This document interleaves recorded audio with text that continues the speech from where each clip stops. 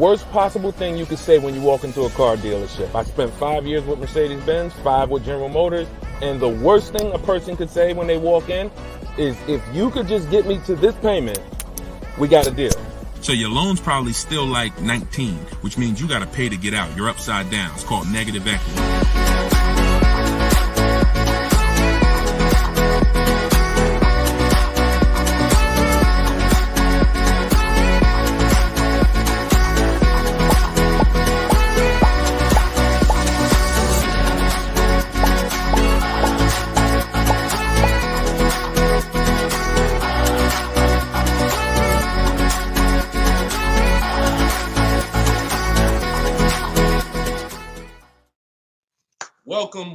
Welcome to episode 4 of Car Shopping Questions and Answers. We are live on 4 platforms: Instagram, YouTube, TikTok, and Facebook. Okay, we already got people asking questions on TikTok. As you come in, we do these shows at 12. Hold on, I want to give my camera time to focus because I'm doing a lot of moving. We do these live shows, it'll focus in 1 second, at 12 p.m. and 3 p.m. Eastern time. Hold on, I'm out of focus. There we go.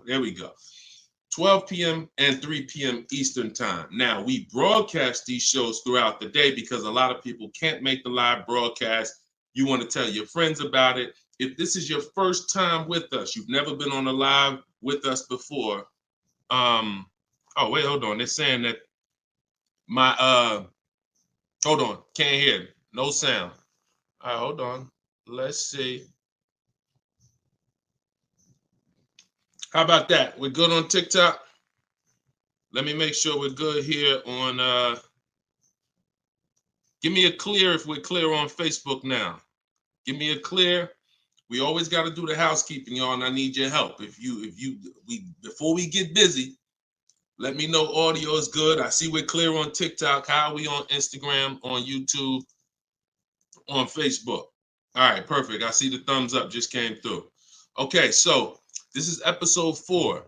We do these live shows 12 p.m. Eastern time and 3 p.m. Eastern time. So you'll see the broadcast throughout the day, but if you want to actually be live with us, then you want to join us on any of the 4 platforms at one of those 2 times: Monday, Tuesday, Thursday, and Friday. So we are live. My name is Deshone the Auto Advisor. I am the author of the digital book, Cars from Home, 7 Steps to Saving Time, Money, and Avoiding Dealerships. You can get your copy for 75% off during the show over the next 30 minutes in my TikTok bio, in my Instagram bio, or I'm going to put the banner up here. You can go to deshonesbook.com. We have a link in the comment. We have a comment link in the comment section. So I want you to start typing your questions. We get very, very busy. Have your notes ready. Be ready to unlearn what you've learned about cars, because we get below market deals, and that should be your only mission when you are car shopping, is to get below market deals. All right. Now, Gus. Okay, matter of fact, let's go. Go ahead, throw that up. Let's go to Frankie's question. So this is from TikTok. Can you please give me the percentage breakdown on leases again? Okay. The 1% rule has been around since probably before I ever even got into the car business. The 1% rule says that if your lease payment is 1% of the MSRP, or less, you stole a car. No down payment. So I had a 2018 Jeep Grand Cherokee. It was a $35,000 vehicle. My lease payment was $330 a month. That was under 1%. That's how we indicate that. Now, how we're doing the math is we are taking the MSRP, taking the monthly payment rather, and dividing it into the MSRP. For example, $330, which was my payment, into the MSRP, which was $35,000, and then that gives us 0.009%. 0.009%. Good afternoon, Vivian. Good to see you. So That's how you do it. Now you can multiply by 100. If you want to really get the percentage, you multiply by 100 and you'll see 0.94%. So that has been around for a long time. Shout out to the sharers. I see you, Frankie. Thanks for sharing. Please DM me too. I'm still waiting on ideas for what we could do for the people who share the broadcast. I mean it. We want to make sure we are rewarding people who share, tag, people who invite people to the broadcast. So DM me these ideas. Those are the only DMs I'm looking for because we get too many DMs to really respond to them. We get probably 50 to 100 a day. So we can't respond to all DMs, but those are the ones that I'm looking for. Okay, shout out to everybody who shares. Now, that's been around for a long time. That's how you know you stole the car. It's not even a quick now that we still need to get offers because like this is Frina right here. This is why you never want to get excited about one offer unless Frina, she just got a, hold on, I'm putting it up here on the screen. She just got a 0.88% lease on a Jeep Grand Cherokee hybrid anniversary edition. $65,000, $65,950 was the MSRP.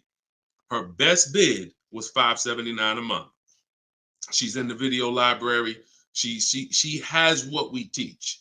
Getting bids. See, so sometimes you could look and be like, oh, this offer looks really, really good. Should I take it? Not if it's not the lowest bid. It must be the lowest out of at least 5 offers.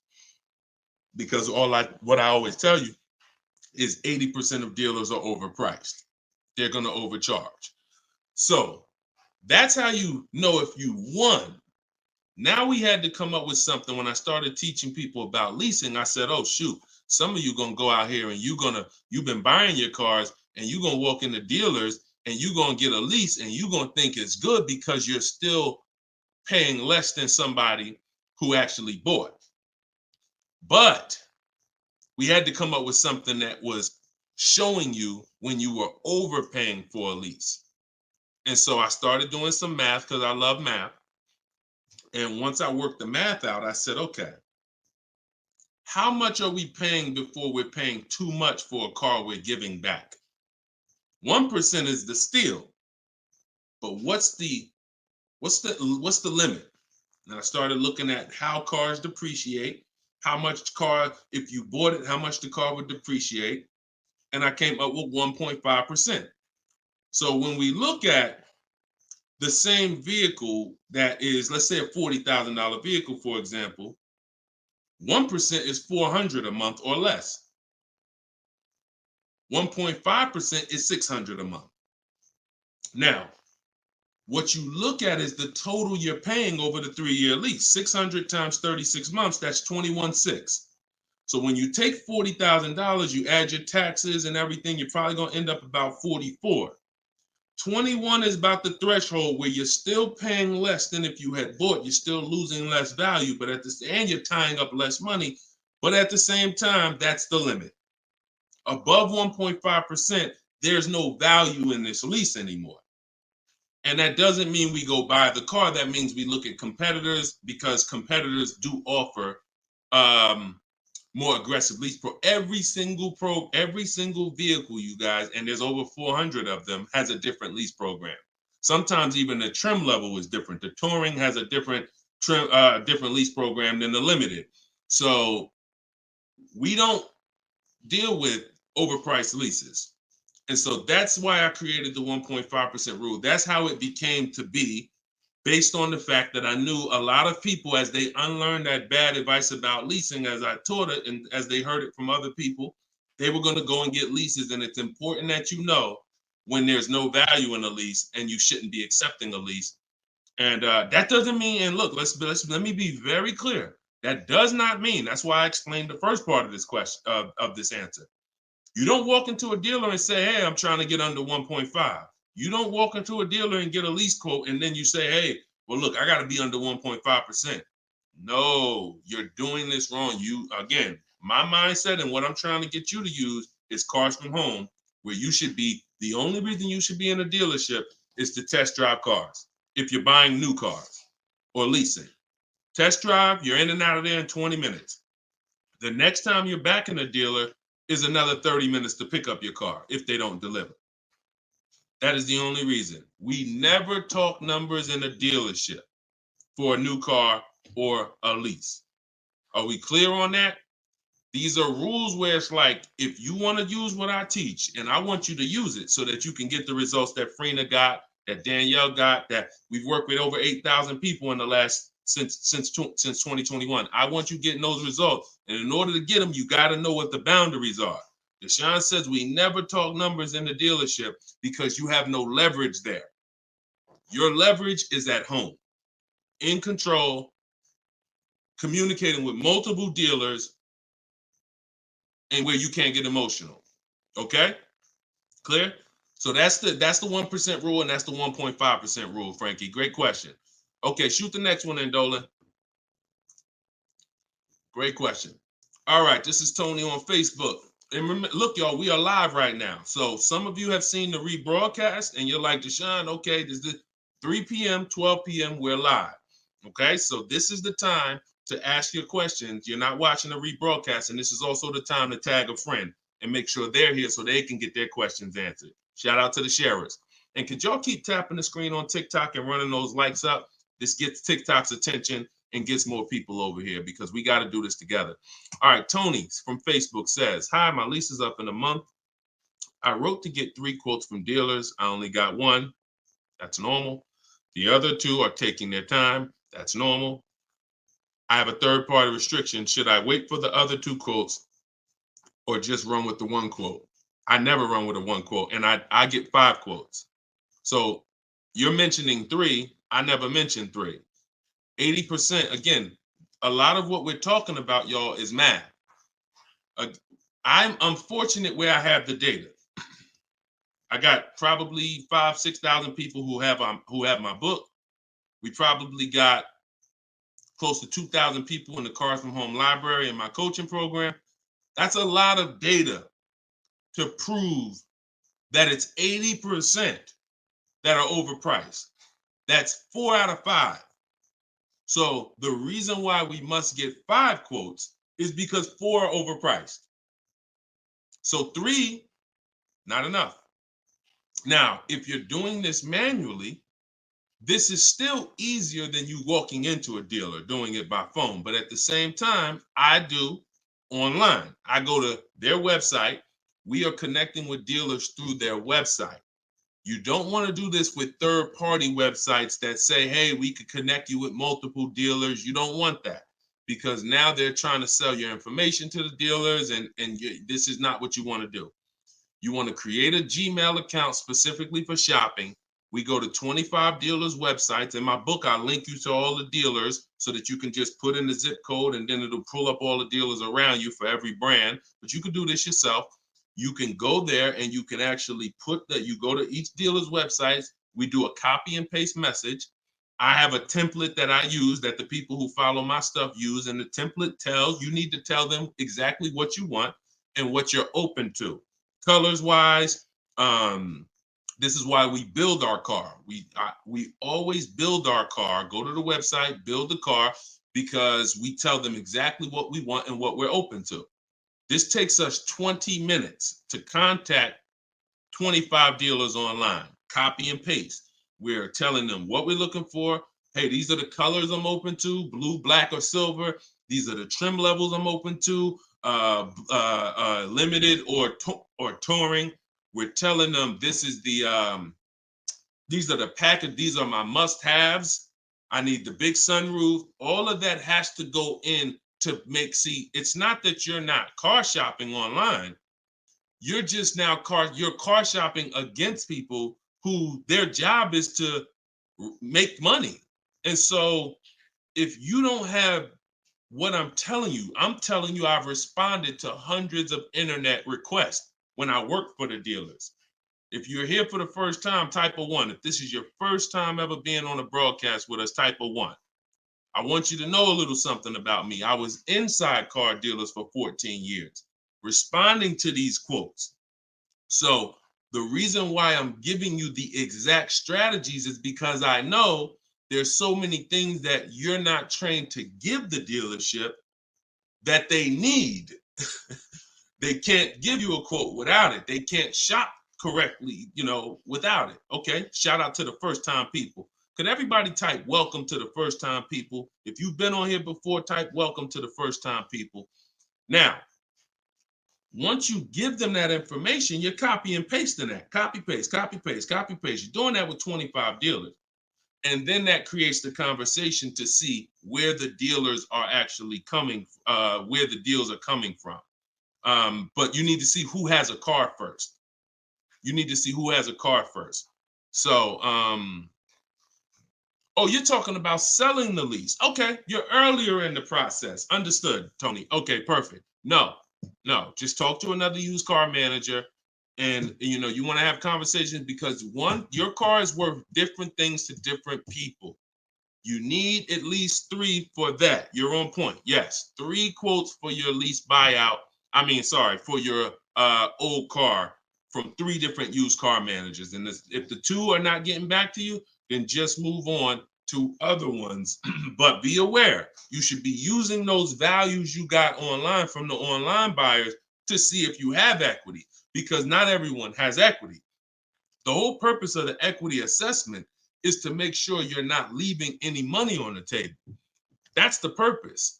But there's no guarantee. Many people have turned their leases in not knowing that they should have done an equity assessment, and then the dealership sitting on $2,000, $3,000, $4,000, $5,000, $6,000 that they didn't know about. That's what we want to prevent. So if you do those offers and you see you have $3,000, $4,000 in equity, now that's when you bring it here. If you do those offers and you're at a break even or $1,000, then that's not always worth it, because those used car managers are not going to match the highest offer. So be aware of that. But if you have equity there, then 3 used car managers, that's how you make a move. Okay? Fight for your money. This is your money. If you end up making $1,500 out the deal even, and it took you 2 hours, where do you make $750 an hour at? $750 an hour. So this is your money. And if you don't fight for your money, someone else will definitely cash the check. All right? Tyler said, send the next one in. Tyler said, F&I director here in Houston of 2 large stores. Your content is great. I appreciate you, Tyler. This is the 20% right here. See, the 20% can always admit when we're doing something to help the market. The 80% will come on here and be like, oh man, this guy couldn't make it in the car business. Now he's teaching. All right, go ahead. Shoot the next one up, Dolan. This one's from Facebook. What's up, John? Instagram, y'all not typing enough questions. And Instagram, just so you know, the easiest platform to share on is Instagram, because you hit that little arrow, it looks like a paper plane, and it'll let you go down your Instagram friend list and send this broadcast out to probably 10, 15, 20 people. Okay? Don't cheat your friends. All right? Shout out to the sharers. John from Facebook says, is it hard to purchase with a charge-off on credit 3 years old? So everyone who has credit issues should be following Shonda Martin. She's on all the platforms, Road to 750 plus. And you should be working on getting your credit to the point where you can qualify for the best programs. And you don't need an 800 credit score to qualify for the best programs. You usually need close to 680, 690 will usually qualify you for most tier 1 leases. Now there are some cars that have super tier where you tier A1 plus, but that's not most leases. That's not your standard everyday cars that most of us are leasing or buying. So the question is, the answer is, if you don't need a car, then you should be working on your credit. If you need a car, then there's nothing you can do. You need to make a move. And so I recommend a company like Limbuzz. We're always going to give the dealer a chance to match or beat our offer.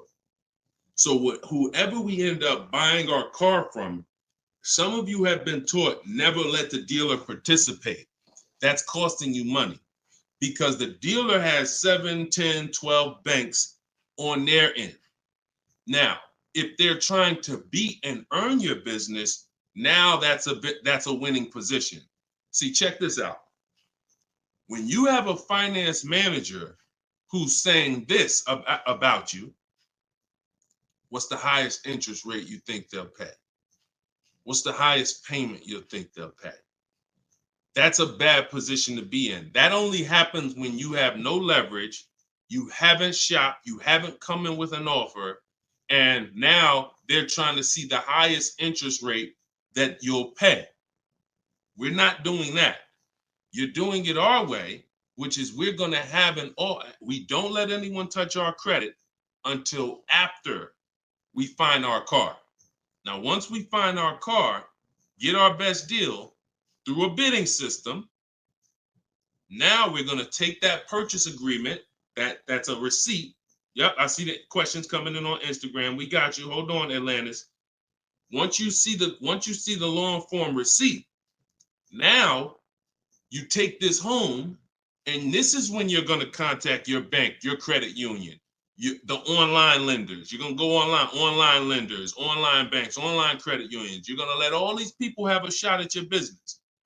If you do this within a small window of time, if you do it my way, it only take you 2 days. This is going to weigh on your score the same as one hard inquiry, because this is something called rate shopping. This is not going from dealer to dealer, getting turned down or putting in applications and nothing like that. This is how you rate shop correctly. I call this the bank bidding war. When you get my book, I also send you the bank bidding war blueprint. It's going to be going into my book, but I need about another month to be able to combine it. But I send you the bank bidding war blueprint. Now, the bank bidding war is 3 rounds. First thing we're doing is seeing, is there any special interest rates that the car we're buying has? In your particular case, John, with credit challenges, you're not going to qualify for that. That's okay. But we need to check that. If there's 0%, 0.99%, that eliminates our need to do anything else with financing, because no one else is going to beat that. Second part of the round starts. There's 3 rounds to the bank bidding war. The second part comes after we find our car, and it's what I just broke down. When we come home, we let all these banks, these lenders, online credit unions run our credit, and so they're bidding and submitting us their loan offers. Now, the third round is the dealer. That's when we're going to call the dealer who we reserved the car with and say, hey, I got 6.29 from this bank. If you can beat it, I'll give you the business. Now, this is the big difference, you guys. When you have a finance manager who's trying to beat your offer, who's calling their banks and saying, hey, I need to get 5 point something because this person already has 6. That's leverage. When you start bidding, like I'm teaching you, like what's in my book, like what's in everything we do, in my videos, everything's a bid. You have the leverage. And there's no way for you to overpay when you are getting bids. So that finance manager calls you back, it's only going to be 1 or 2 answers. Hey, Stuart, man, listen, I tried my best, man. I reached out to every bank I got. No, I can't beat that rate, man. I appreciate the opportunity, but you can go with your own financing. In which case, you guarantee you got the best loan. Second thing is, hey, you know what? You had a good rate, man, but I got somebody to beat it. So we can do it right here for you. Perfect. In which case, you guarantee you got the best loan. See, you don't have enough people competing for your business. That's where your buyer's remorse is coming from. That's where your lack of confidence is coming from. That's why you're driving off from a dealer saying, hey, you think we could have got more money? You think we could have got another $1,000 off? That's all buyer's remorse because you don't have enough people competing. So I want you to stop that. I want you to use what I'm telling you to do. All of this is in my book for those of you who like Deshone. I don't even want to remember all of this. It's all in my book, Cars from Home, 7 Steps to Saving Time, Money, and Avoiding Dealerships. This is what I've been teaching for 3 years. And this is what I've been doing since 2015 myself personally. So you can get your book for 75% off. Cue up the next question, Dolan. Oh, John, in your case, though, when you get that buyer's order, you would be reaching out to Limbuzz. So after you find your best car deal, you would be reaching out to Limbuzz and seeing, what their rates would be for you. And then you would be going with, still giving the dealer the opportunity to see if they can beat it. Because once a dealer knows you got an approval already, they kind of have a little more leverage to be able to see if they can beat that approval. But in any case, even if they can't, Limbuzz is pretty generous. But we don't do this until after we find our car. Okay? Great question. Shoot the next one up, Dolan. All right, this is Gemini from Instagram. Can a dealership legally raise the price from what is being offered online? Listen, nobody's suing dealers. So it's not really about what's going on legally. It's probably more ethics than anything. And we don't expect dealers to be ethical. We don't need dealers to be ethical. They've proven that the majority of them aren't ethical. So when you're not ethical, you walk the fine line between breaking the law and not. You walk that gray area. You know, yeah, I overcharged you. I know you could have paid less, but I know, yeah, whatever. But I know I could have sold you the car for less. But I'm gonna tell you that this is the best. Like all of this stuff is unethical, but it's legal. So when it comes to what we're doing, our job is to protect ourselves. You can't go into a car dealership expecting them to protect you. You can't go into any business transaction expecting the person you're negotiating against or the person who's selling you a product to protect you. That's why we exist, because there's no one out there. If it hadn't been done, you'd been good. If there were, even if the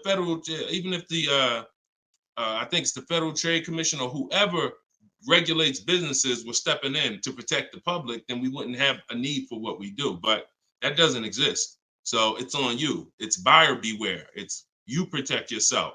And so I provide the tools for everyone who wants to take action to protect themselves. All right. But no, we don't expect dealers to do anything other than what they've been doing. Go ahead, shoot the next question up. Let's roll. All right.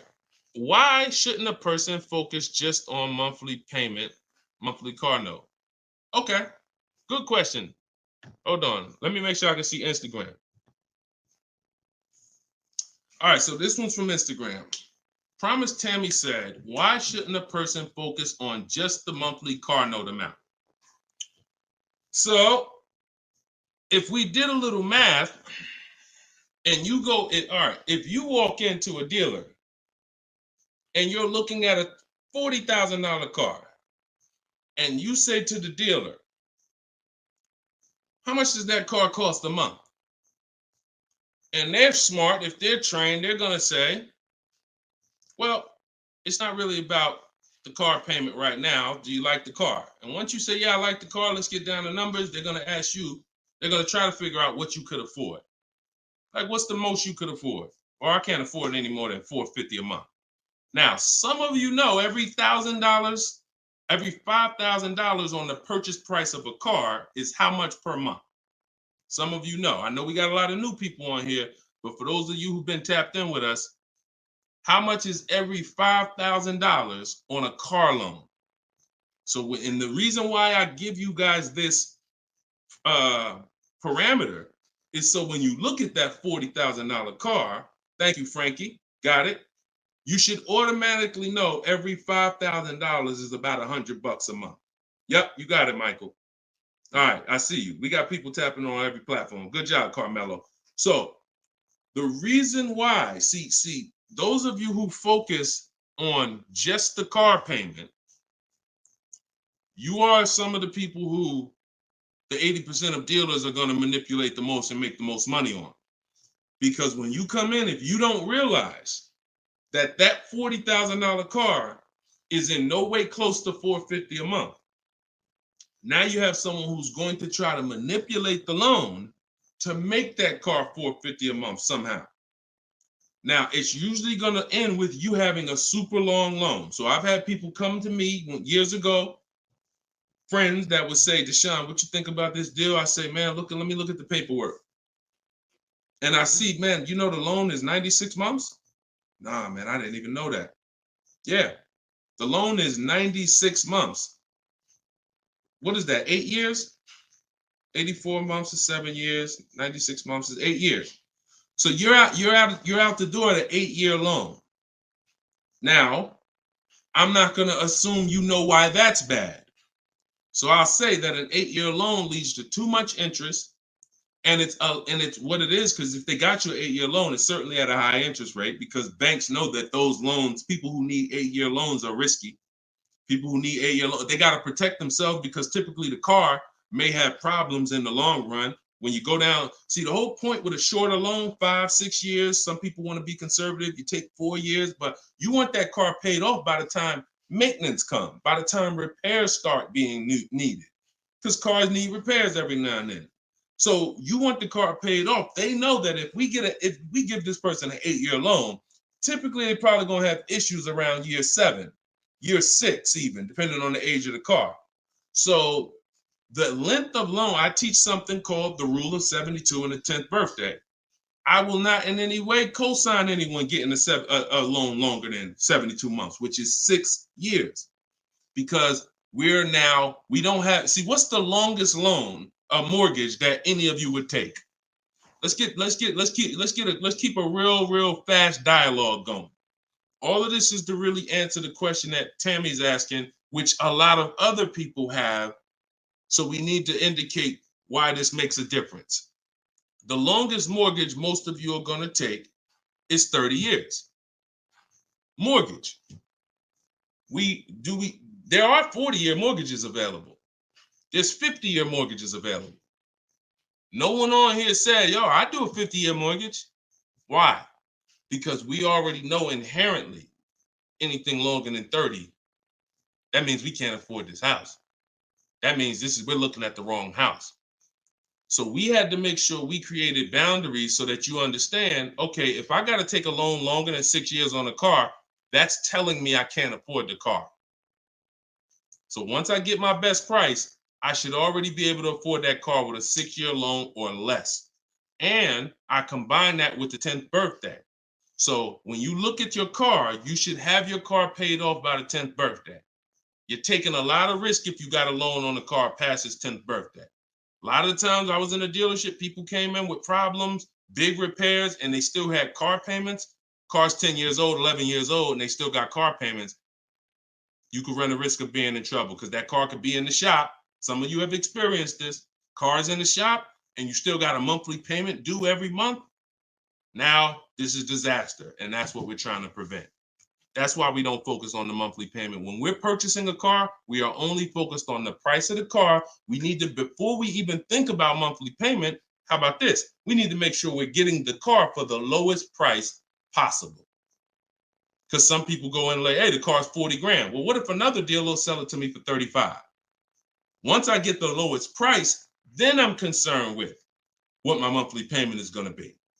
So there's steps to this. But yeah, don't focus on monthly payment and just stay committed to what we're teaching, and you'll learn and you'll see why, even more information of why that's bad. But we want you to understand the numbers, okay? Typically, you focus on monthly payments, you don't quite understand the numbers, but you will. All right, this one's from TikTok. Can you give us some tips about co-signing? Ooh, I have a very, very, very strict rule when it comes to co-signing. Now, some people, you're not going to like this. Some people will tell you this is bad advice. It's just my opinion. I've seen tons of horror stories. I've seen people walk into the dealership.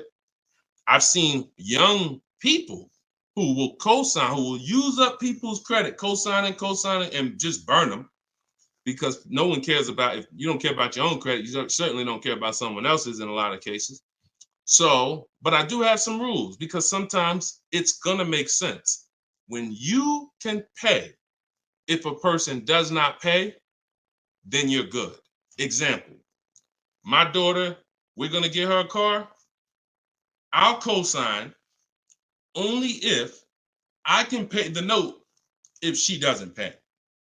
So let's say she's working, she's paying X amount per month, I'm co-signing, but if for example, she loses her job, anything happens, I can pay if she doesn't pay. That could be for the spouse. If they don't pay, I will pay it. As long as that's the rule, then you're protecting yourself, because where you get in trouble at is if you can't pay, if they don't pay. He told me he was going to pay it. He's missed 2 payments. Your credit doesn't get, no, they don't care. So you got to be willing to say that. This has to be a person that I'm willing to pay if they don't pay. That means I got to have that type of relationship with them. Or if I can't pay, if they don't pay, I'm not co-signing, because I cannot depend on things that will go wrong. Life will happen, And then I'm sitting out here and my credit was 700, 750, 800. Now it's 620 because they missed 3 payments and I'm struggling to get this car back from them. Okay? Those are my hard rules on co-signing. I don't deviate from them. And those are typically rules that if you follow them, you're going to be safe. Okay? All right. Shoot the next question up, Dolan. Diana said, my brother asked me to co-sign. I told him, hell no. Listen, that's it. Listen, people will ask you to co-sign listen, people will ask you to co-sign like they just asking to borrow sugar. Hey man, can you co-sign this loan for me? No, listen. It takes a while to build up great credit, and it takes seconds to destroy it. Nicole from Facebook said, are you able to negotiate third-party restrictions in a new lease? So these are 2 separate things. The third-party restriction is the selling of the old car, not the new lease. We're not mixing these 2. So the people who work with me, you're selling your old car independent of the new deal. The new lease is its own transaction. We split everything we do into separate transactions. See, the car business has taught the public to give them up to 3 transactions. Buying a car from them is 1 transaction. Getting a loan from them is a 2nd transaction. Letting them buy your old car, which you call trade. We don't use that word. That's 3 transactions. There's money in each transaction. There's money in each. That's why there's companies that only want to give you loans. They don't sell cars. There's money in loans. There's companies that only want to buy your car. They don't care about selling your car right now. There's money in buying cars. So you need to separate these transactions if you want to maximize each. There's no way for you to save the most money without maximizing and looking at each part of your deal as its own separate transaction. So if I have a third-party restriction, I'm doing the equity assessment. A third-party restriction is some of you have leases. We always need to see if there's any equity in our lease before we return it to the dealership. If you have returned your car to a dealership without doing the equity assessment, you don't know how much money you've left on the table. Because if there's $2,000 or $3,000 of equity in your car, the dealer's keeping that, and that's their money. So, or the bank's keeping it when they sell it, that's their money. It's probably the dealer will find a way to buy it, and it's their money. So when we look at an equity assessment, we're going to do it at all times. Now, there's no guarantee we have equity, but we want to guarantee we're not leaving equity on the table. And so a third-party restriction doesn't mean you can't sell a lease. Who didn't know you could sell a lease? Type a question mark. If that's new to you, this is your first time hearing this, you've been leasing, and you're like, Deshone, I never heard about selling leases. I had no idea this was a thing. Type a question mark if this is your first time hearing that you could sell a lease. Okay. Fish Guy Rodney. Okay. See, so more information is coming out. Okay. Fairy Godmother. Okay. Emil. Okay, I'm sorry. I just tore your name up. Sorry. So as you change Shamir on Instagram. So when we look at this, we got to see that the things that we don't know cost us money.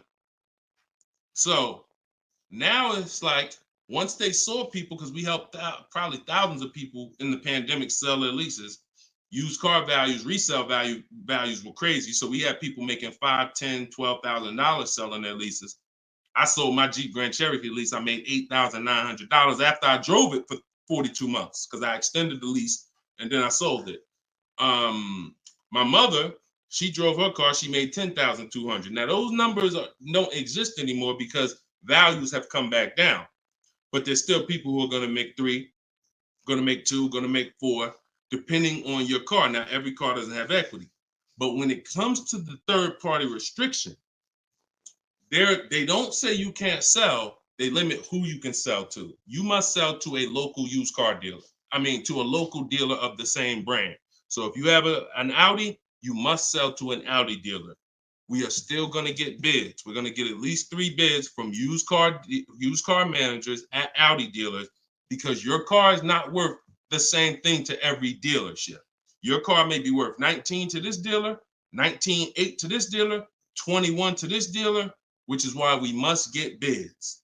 Y'all gonna hear me say that word. Your favorite word, if you stick around and you use what I'm teaching, when you start mastering my strategies, your favorite words are gonna be bids, multiple offers, because that's how we save all the money.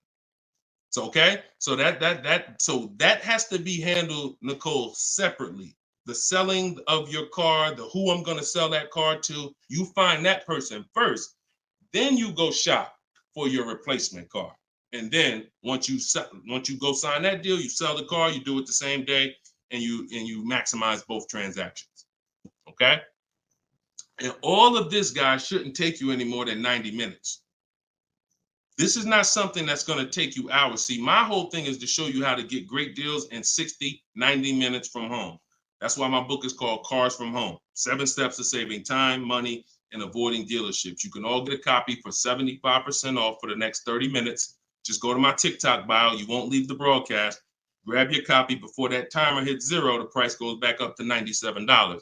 Or you can go to my Instagram bio, or click it if you're on Facebook or YouTube. Go to the comment section and you'll see a link to deshonsbook.com and grab your copy for 75% off before the timer expires. All right, go ahead, Dolan. Shoot the next question out. Should I feel bad if I get 1.3? I'd only feel bad if I got 1.3 and if it was my only offer. If it was my only offer, or if I only got 2 offers, then yes, because I'm going to tell you why. I'm going to show you something. When I look at what I see, hold on. Okay, hold on. We saw Freena. Some of you saw Freena. That's 0.88. That's just ridiculous. 0.88. But look, Charles, he gets a Palisade. He's paying $48,000 vehicle. His best offer was $597 a month, 1.23. Now, look at and sometimes people who are getting phenomenal, who are looking at cars that are super, super popular, they'll go a little further, and he reached out to 35 dealers. Now, I want you to pay attention. Some of you, the average person only shops 2 dealers. My strategy is I teach 25 to 5. But once you see my copy and paste system, which is in my book, I have a copy and paste system where we're on their website. You'll see that I could talk to another 10 dealers. It only take me 10 minutes to open up contact with another 10 dealers. We always use a separate email. Do not contact dealers from your personal email. I'm warning y'all. It's not going to work. You're trying to go through your work email, and then you got your personal stuff, and then you're seeing the car dealers. Don't do it. Create a separate Google email, and that's how we do it. So he said, I reached out to 3,500 dealers, got 10 quotes back. So that $597 a month, 1.23 is the best out of 10. So so I always tell you, when you do it right, you're going to see offers that are $150 to $200 a month more. That's when you know you've exposed the 80%, and that's when you know you shop the right way. If you don't see that type of spread minimum, you haven't shopped enough offers. So that's the only time I would feel bad, GKA, is if I didn't get at least 5 quotes, because I don't know if 1.3 was the best. I'm gonna tell you a funny story too, because Freena's in our coaching program, and Freena reached out and she said she was looking at a Jeep Grand Cherokee. Get ready for the next question, but I'm gonna tell y'all, I want to hammer this home so y'all understand the importance of multiple offers and you don't get lazy, because the things I'm telling you might take another 30 minutes, 40 minutes, and they save your family $3,000. You can't put a price on. Well, you can put a price on that. So Freena was shopping for a Jeep Grand Cherokee Limited. She comes to the group and she said, Deshone, this was the best offer on a Jeep Grand Cherokee Limited. It was like 1.2 and change. But she said, the guy that made me this offer said he has this 4XE. It's a hybrid. And he said he could actually do better on that one. She said, what do you think I can? He told me what it would be. It would drop the price here. I said, if you're open to that, then you need to run your quotes again and get 5 more offers on that vehicle, because it may have a better lease program, in which case you need to open it up again. She opened it up again. That's how she got her 0.88% lease. So if she would have just said, well, this guy is getting me 1.1, I'm going to just take that, then she never would have found a 0.88. Multiple offers. That's probably $100 a month difference. then what the last offer, $100 a month times 36 months on this lease, you're talking about $3,600. And she did it in minutes. Once y'all learn how to do this, it's minutes. This is not hours. I'm not spending more than 60 minutes on shopping for a car. Now, that doesn't mean I'm not spending time to decide what I want. But once I decide what I want, once you know what you want, 60 to 90 minutes to get the best deal. That's it. All right, shoot the next one up, Dolan. Keep the questions coming, y'all. We are live every day at 3 p.m. Eastern time. Well, not every day. Monday, Tuesday, Wednesday, Thursday, and Friday. Monday, Tuesday, Thursday, and Friday at noon and 3 p.m. So this is our live show. Okay. Throughout the day, though, you may see a broadcast and you'll know, okay, you'll still be able to get value because most of the people who are asking the questions on here are asking the same questions you would have asked. So go ahead, Dolan, shoot it out. This is Raymond from YouTube. How do you structure a lease? So the first thing you want to do is look at the car you're thinking about leasing, and we like to use a 1.25% formula estimate to see if we should be even looking at that car. Okay, so if I'm looking at a car that's $40,000, I'm doing a 1.25% estimate. I'm multiplying it by 0.0125, and then I'm gonna see 40,000. I'm multiplying that by 0.0125, and that comes out to 500. So that's going to tell me if I'm looking to be at 300, that's not the car that I'm going to be looking for in most cases. Now, we don't know if the best deal is going to be 1.25, but we're trying to estimate based on a bad deal is above 1.5. Anything above 1.5, we're overpaying for our lease. No money down. Money down comes later. Now a steal is 1.1%. So I teach something in my book. It's called 1% is the steal. Between 1% and 1.5% is the deal.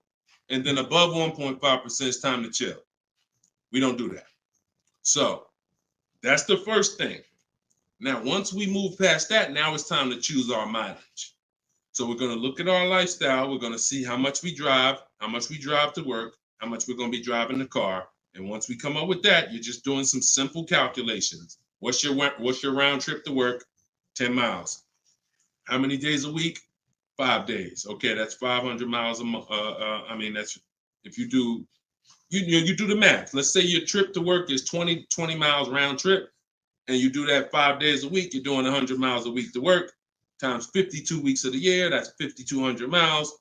So I walk you through this in my book, but this is simple. 5,200 miles, and then you say, okay, well, I like to do a little leisure. I like to take a little trip down here. I go fishing, 1,000 miles away, blah, blah, blah, blah. So you're calculating what you're going to do. The easiest way to do it is to look at your old car and see what you've done. But if you don't have an old car, this is how you calculate it. You come up with, all right, I only need about 9,000 miles a year. Perfect. All of our leases, we shop our offers with 12,000 miles a year. That's your average miles. That's what we want to base our formula from. So whenever we reach out to a dealer, we do this online. As I said, everything we do is online. Once we do this, we're shopping multiple dealers, and we're telling them, work us up a lease quote. First month's payment, total out of pocket. If you were on the last show earlier, we talked about we don't say down payment anymore. We say total out of pocket, TOP. Everybody who's clear on TOP, if you were on the last broadcast, type TOP. If you weren't, TOP is total out of pocket. That means only thing I'm giving you for this offer right now is my first lease payment, and I'm driving off. Total out of pocket. We're not saying down payments anymore. Okay? So now, now we're structuring our lease with first month's total out of pocket, 12,000 miles per year, and that's how we're sending the offers out to the dealers. All online, all copy and paste. These are all templates I have, but I have templates where you just fill in what you want, blah, blah, blah, all in my book. There are links, there's templates, but if you're going to do it your way, that's fine, but this is how you do it. And you can sit in your computer and just copy and paste, and now you're looking to get 5 quotes. That is the mission. 5 quotes, and that's it. That's how we structure our leases. Once you're done and you get your best quote, now that's when you adjust your mileage. So Once you identify the best dealer, the winning bid, now you're going to say to that dealer, hey, can you adjust the offer to 10,000 miles a year? Can you adjust it to 18,000 per year? Can you adjust it to 25,000 per year if you're a high mileage driver? And you adjust it from there. But that's it. You do this over and over, rinse and repeat. Rinse and repeat. All right. Great question. Shoot the next one in, Dolan. All right. Shout out to the sharers. Thank you, Liba. I see you. Thank you so much. This one's from Preston on YouTube. What is the best way to finance a car out of state? It's no difference. It's really no difference. We're going to find the car. We're going to get the buyer's order. We're going to have them. Now, the thing about a used car, if it's a used car, we got to test drive the car. So what you may want to do is if you're picking up a car out of state, you may want to go there, lock up the car, grab a cheap hotel for the night, stay there, because you don't want to eliminate the bidding process. The bidding process is your bank, your credit union, online banks bidding, and then dealers bidding. The dealer who you get the car from, they're bidding against that. Some of you don't really understand how much money is in finance. On a $40,000 loan, 2 points on an interest rate could literally be $2,500. So we got to understand there's a lot of money in loans. So if I'm driving to pick up a car out of state, what I'm typically going to do is go test drive that car. If I like it, I'm locking it up with a deposit. I'm taking that buyer's order. I'm gonna go back depending on how far it is. If it's 3 hours away, I'm probably not gonna drive home and then come back. Depends on you. I'll probably just post up in a hotel. Go do my financing online. Let all these banks and credit unions run my credit so I can get their offers, and then I would call the dealership the next day and say, hey, this was my best offer. If you could beat it, I'll just come get it from you. And that's it. I'll spend $50, $60, $100 on a hotel to save $3,000, $2,000 on interest on my interest rate. But everything else is the same. So we can't be scared to go out of state. If many of you who are using what I'm teaching, you're going to see. Look at Eddie. Who was Eddie who drove? Hold on. Short conversation. John, hold on. Market. Trying to think. I'll see. Many of who I'm going to share with you, you'll see, they'll say when they're picking up their car, I'm driving 45 minutes. I'm driving an hour and a half away. Look at Sean. Perfect example. Sean, he's also in our coach. Now, I don't want you to think, oh, I got to be in Deshaun's coaching program. There's just some people who are. The information's in the book. We got the video library. For those of you who are like, okay, I like videos to go along with the book, that's fine. I link you to some videos in the book, but then there's some people who coach with me and I can talk personally to them. So Sean comes on here and he comes into the group. He said, he sends this. Look at the amount. He said, I'm looking at some advice on this F-150 Lightning XLT. It's a $73,000 truck. The dealer discounted it $4,900 and then revealed that there was a $15,500 rebate. His total savings is over $20,000 off this truck. So I'm like, all right. Now me, being who I am, I don't know if that's the best. 2015, I sold 2 Maybachs. They had $20,000 rebates on it. So we don't know if this is the best. I haven't seen, this is what I said to him. I haven't seen the other offers yet, but I'm assuming you got at least 5. You're saving over $20,000 on this with this discount and rebate, but the only way to know is to compare to the other offers. See, I'm not going to get excited about this deal until he tells me what I'm about to read to you. That's when we get excited. He said, guess I could have put a little more info on here. Yes, I got about 15 quotes. You see the difference? This is what I want you to get. BK Dollar, this is what I want you to get. Liba, this is what I want you to get. Everybody watching, the money is in multiple offers. The reason why you're not saving, you're just not getting enough offers. So he says, I ended up expanding my search to 150 miles outside my area to find this deal. He said, I couldn't find, watch this, I couldn't find anything under MSRP in that first search. So think about how I'm telling you, the local dealers know when they see your zip code, they know, okay, some of them, all right, we don't have to do too aggressive. But those dealers that are an hour and a half away, when they see your inquiry, they're like, oh, listen, this is a person we never would have saw before. What is it going to hurt us to blow this truck out? And we take a deal from one of our competitors' markets. We'd love to see our license plate frame over in their market. That's how we win. So he ends up saving over $20,000, and he doesn't mind driving 150 miles to go get that truck. Why? Because every mile he drives is dollars he's picking up. We clear on that? We clear? If you're clear on the importance of multiple offers, type clear. All right, shoot the next one up, Dolan.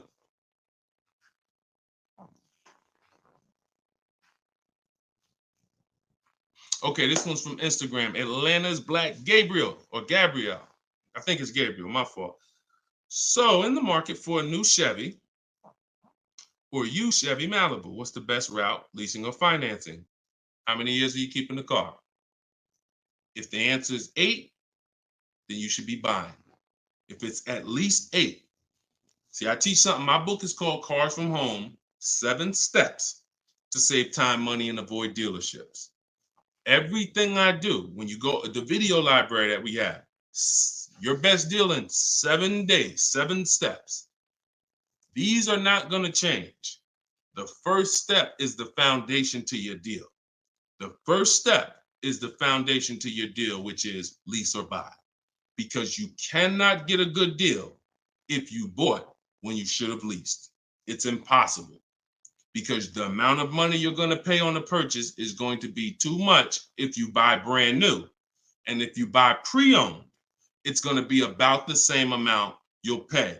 So when you buy, if you're not keeping your car 8 years and you buy a used car, 3-4 years old, and then you trade it in 5 or 6 years, you're going to pay the same amount or even a little more than someone who got a great lease deal and drove brand new vehicles.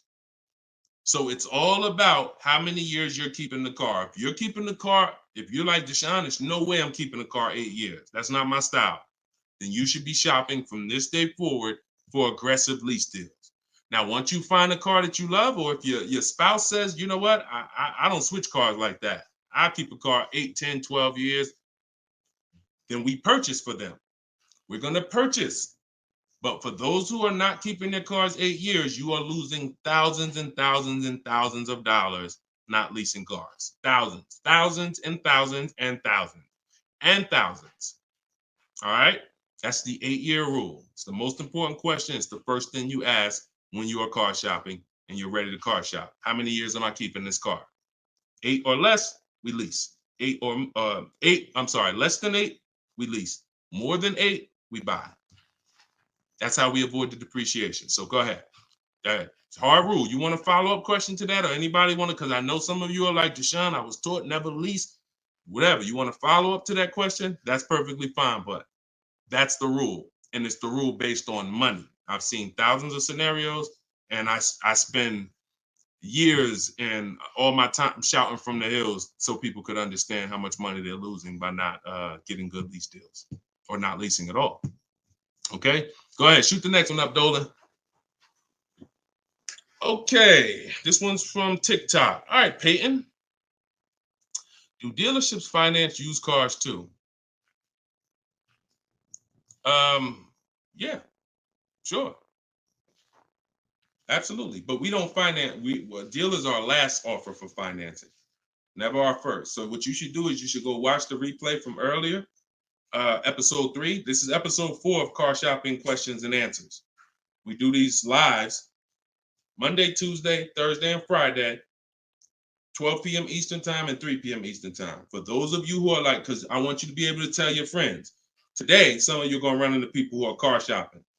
You need to be telling them, hey, you got to check this guy, Deshone the Auto Advisor. He does this show, live show, 12 o'clock, 3 o'clock, Monday, Tuesday, Thursday, and Friday. But you want to watch episode 3 where we went into detail about how we don't find it. In fact, earlier, I think we talked about it early on this episode. Your financing should be independent from the dealer. The dealer should be your last offer for financing. Because what you're asking for, that's 2 transactions. You're giving them 2 transactions of business. You're giving them the purchase of a car, and then you're giving them the selling you of your loan. So what we do is we separate these transactions and we get bids for each. So the only way I'm dealing with a dealer, the only way you're going to be dealing with a dealer is if they've won the bid, which means if I'm looking for a used car, you won the bid out of all the used cars. Like, all right, give you an example. This is Vincent. Vincent got a 3-year-old Lincoln Corsair, premium trim level, under 45,000 miles, clean Carfax, inspection, all from the comfort of home. I'm reading what he put in our group. He was targeting to find a discount of 30 to 35% from the MSRP. This is something that no one is teaching you guys about what you need when you're purchasing a used car. If you're going to be purchasing a used car in the future, or your next car, or if you bought a used car in the past, type the letter U. Type the letter U. If you're going to be purchasing a used car, or if you have purchased a used car in the past, I'm about to give you something that you have never heard before, but it is no way for you to know you got a great deal until you start talking the way Brandon talks here. You notice he said 30, he was targeting to find something 30 to 35% from the MSRP. In order for us to know, I see you, Shelby. I see you, Emma. I see you, Katarina. I see you, Raymond. Okay, perfect. Atlanta's Black Gate. All right, a lot of people. Okay, so when you are shopping for a used car, let me tell you a story, give you an example, all right? So I was shopping for my pre-owned Infiniti truck 3 months, a little over a year ago. I narrowed it down to 3. Now, I narrowed it down based on title history, service records, accident history. We talked about this in the last episode, episode 4. Title history, service record, episode 3 rather. You can see it on YouTube. And if you're on YouTube, please make sure you subscribe and please hit the like button. It matters because that shows the algorithm that we talking business over here, that more people need to be here. So when I narrowed this down now I get to, like, I think I narrowed it down to my top 4. They were all white. They were all within 30, they're all within $1,500 of each other. Now, here's the problem. This is where it gets complex for you. Because I'm looking at one that they're asking 30,000 and change, one they're asking 31,000, one they're asking 31,800. You know, they're all within $1,500, $2,000 of each other. Similar miles. On the outside, they all look similar. Without knowing, I created something called the true value percentage. What is the true value percentage? It's not what the website says is a good deal. It's the percentage off of what the vehicle was when it was brand new. So I pulled the window sticker for each of these vehicles. I pulled the window sticker, and what do I see? Now I teach you how to do this in my book. I teach you this entire process, but I'm walking you through it. Exactly. I pull the window sticker. You can get it from Carfax, depending on if Carfax has a deal with that manufacturer. Carfax has window stickers. Now, what do I see? One car is 46,000 when it was brand new. Now they're asking 31 and change. Okay. One car is 48 when it was brand new. They're asking 31 and change. One car was 52 and one car was 54.5. That's the one I got. So you see how in one instance we were confused. You would be confused. You sitting here like, yeah, Deshone, that's hard because they all look the same. They all similar price. How do we know? Once we find out the original MSRP, not only do we find out what the original equipment is that's in the vehicle, which is helpful. I wanted to know this is an Edition 30, got all these special features. That's helpful to know too. But more important than that even is to know that that car was a $54,500 car that they were asking $31,800 for, which means I got a 42% discount. That is something we created called the true value percentage. And that's how we make sure we choose the right used car when we're ready to pick the final one. This is what we do here, y'all. If you this is why, like, this is why we've been blessed, because God knows we giving you the information you need to win with.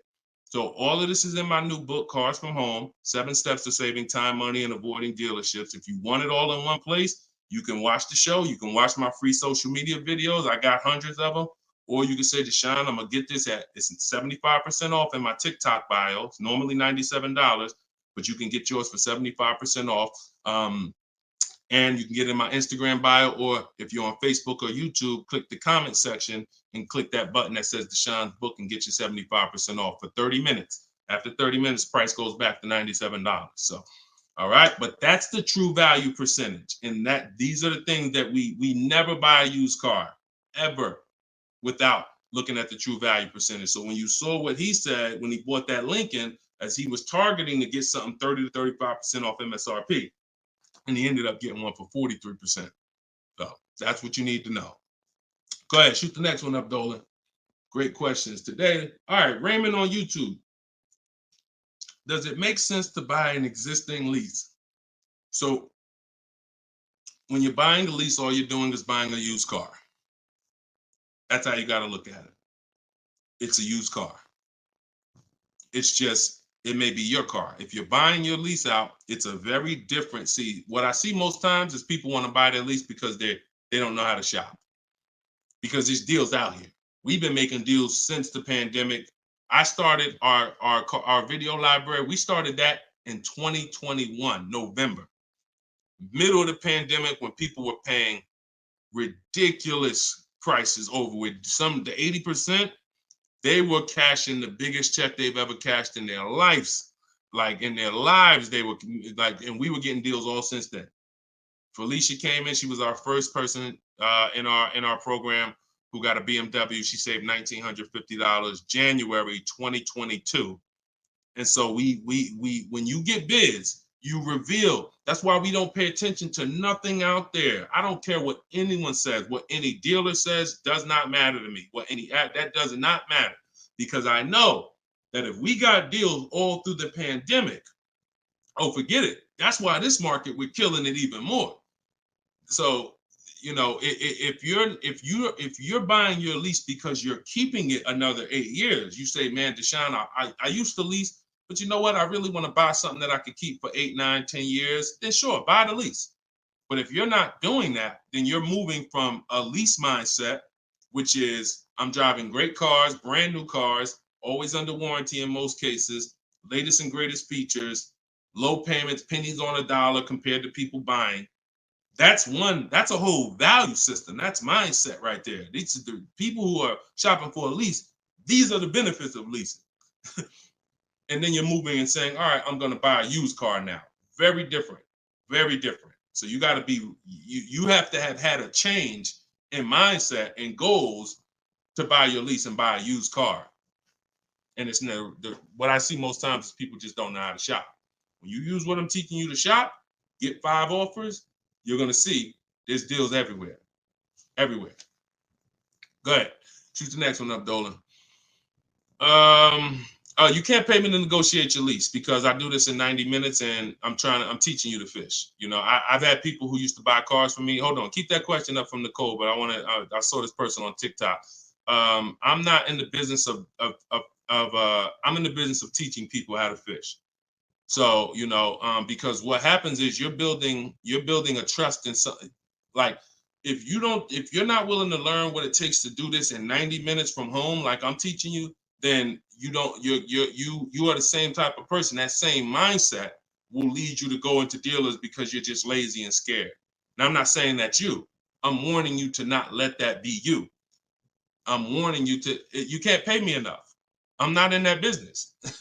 I'm in the business of helping people all around the country. It don't matter what you pay. Of course I don't think you would ever even ask me to work for free. I'm telling you though, that's not the business I'm in, because we can help thousands of people all around the country. But you're not realizing that your transaction is a 5-figure transaction. There's nothing else in this world that you're going to give that type of control. If you were going to start a business and it was going to take a $30,000 decision, $30,000 of your money, would you ever be looking and saying, oh, could you do this for me? You see, we do things with cars because we've been programmed to do them with cars. Car dealers have made you so scared that you've been programmed to do something, but you never do it with anything else. You never do it with a house. You wouldn't say, hey, could you just, I'll pay you to get my house for me. I'll pay you to, start this business for me. No, it's only cars.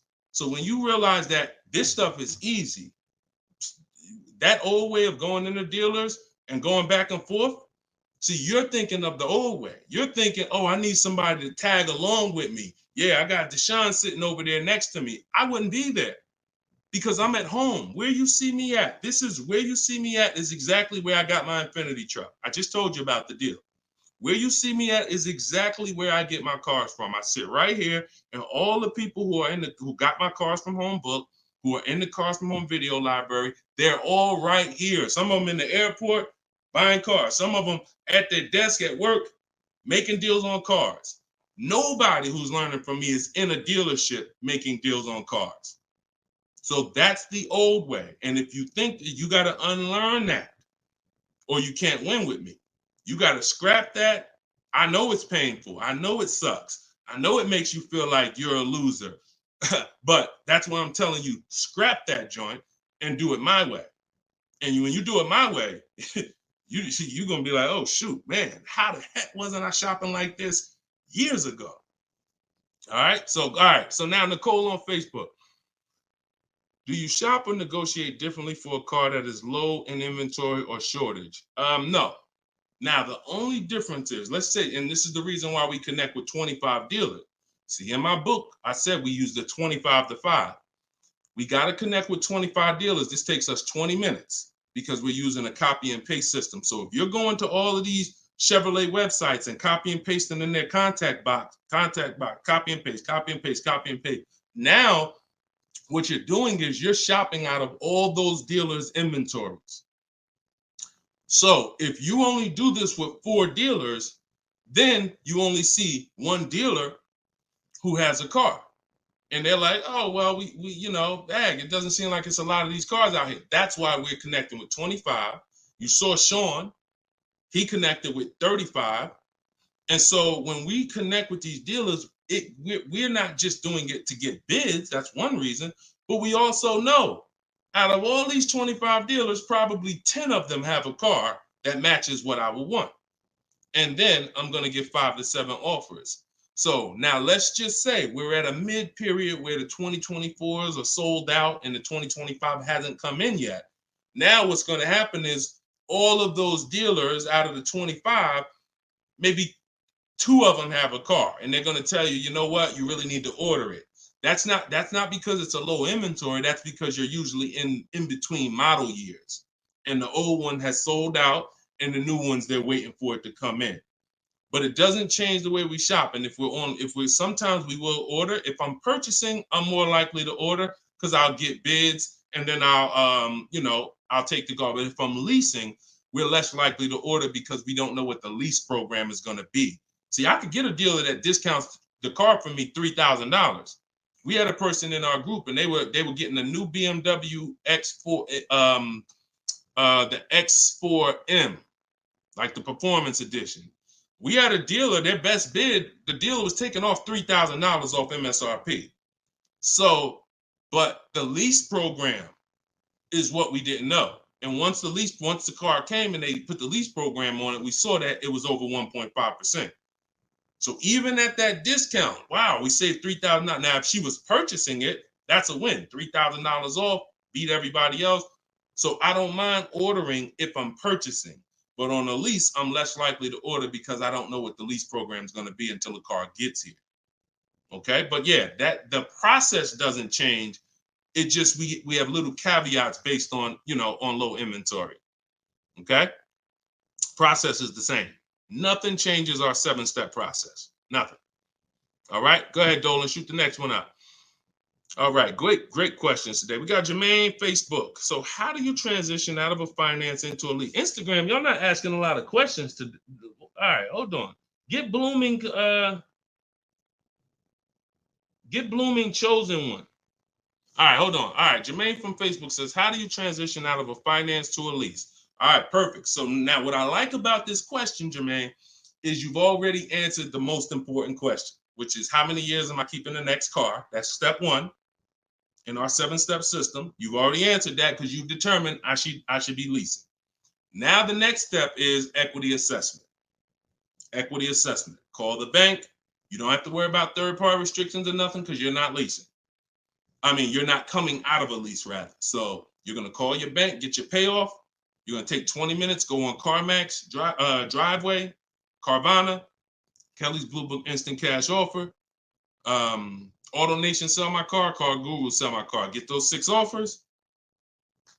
That's going to tell you if you have equity, break even, or if you have negative equity.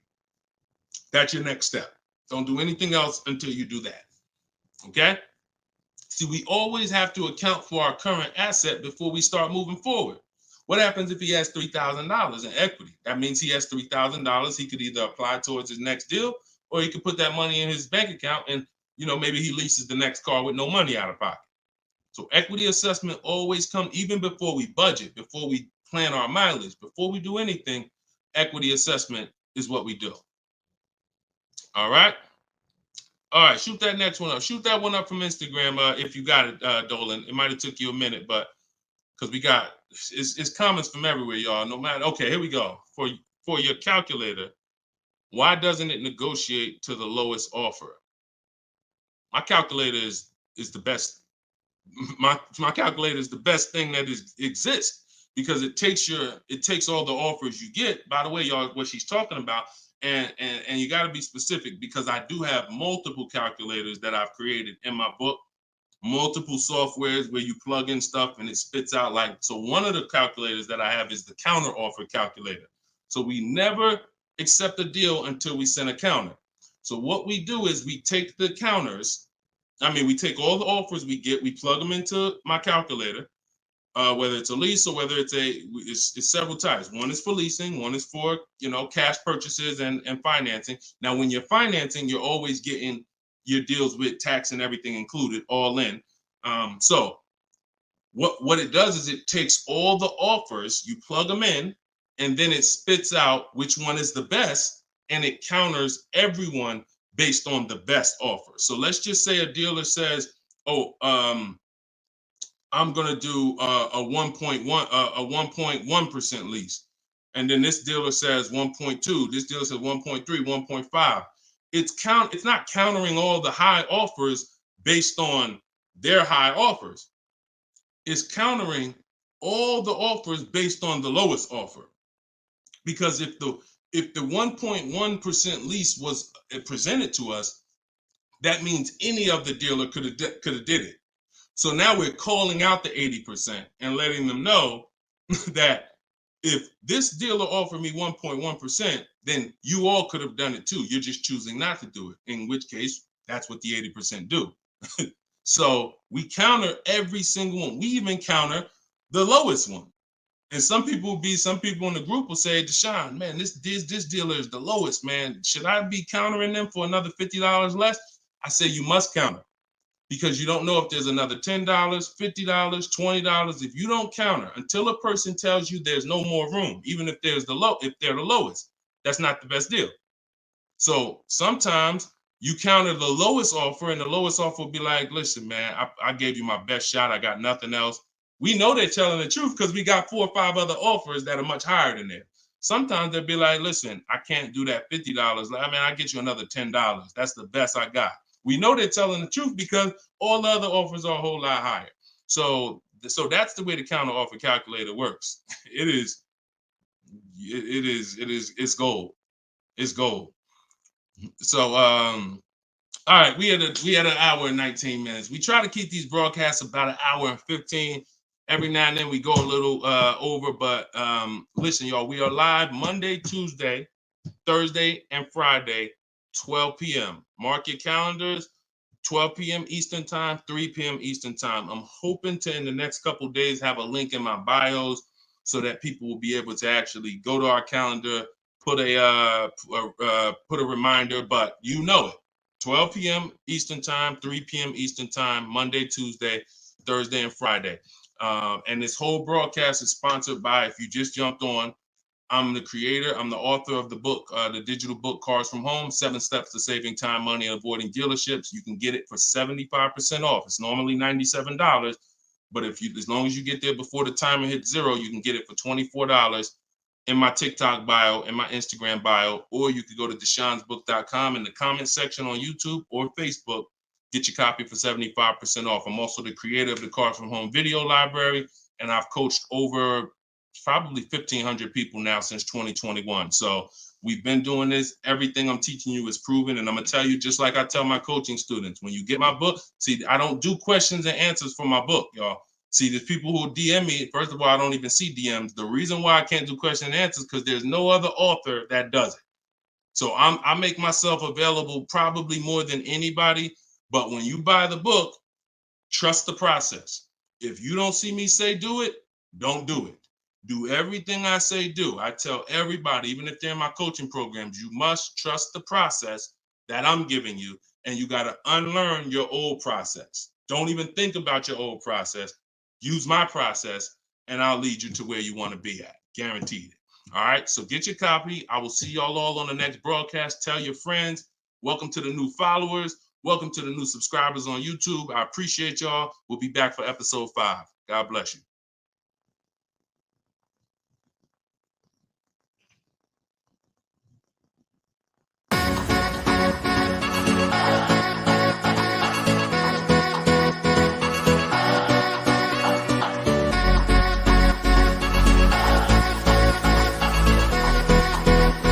The worst possible thing you could say when you walk into a car dealership. I spent 5 years with Mercedes-Benz, 5 with General Motors, and the worst thing a person could say when they walk in is, if you could just get me to this payment, we got a deal. So your loan's probably still like 19, which means you got to pay to get out. You're upside down. It's called negative equity.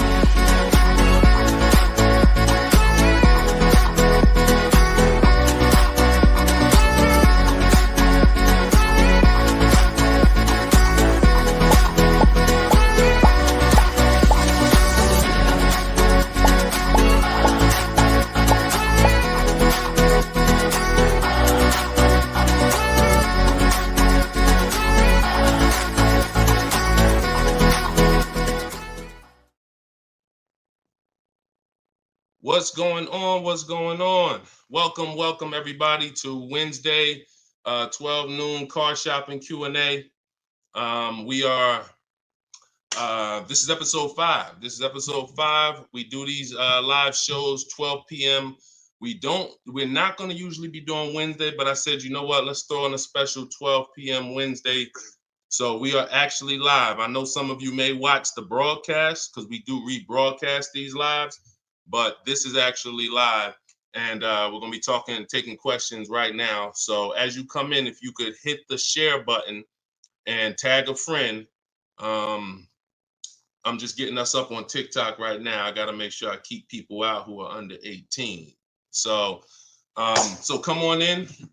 I'm going to share this. If you don't know me, if this is your first time seeing a show with me, type the number 1.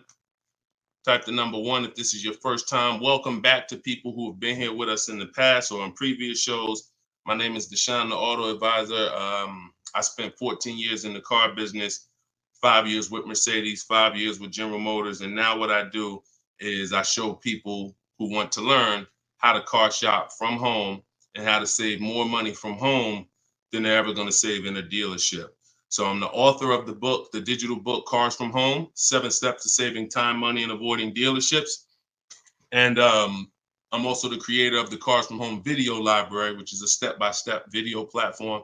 But anyone who's on here for the next 30 minutes, you can get a copy of my new book, Cars from Home, in my TikTok bio at 75% off. It's normally $97, but for 30 minutes, you can get it in my TikTok bio for 75% off, Instagram bio for 75% off. Or you can go to Deshone'sBook.com in the Facebook comments or in the YouTube comments. But let's get busy. Get your copy for 75% off. Everything I'm going to be talking about on this show, once again, this is live. It's Wednesday. This is a 12 p.m. noon show.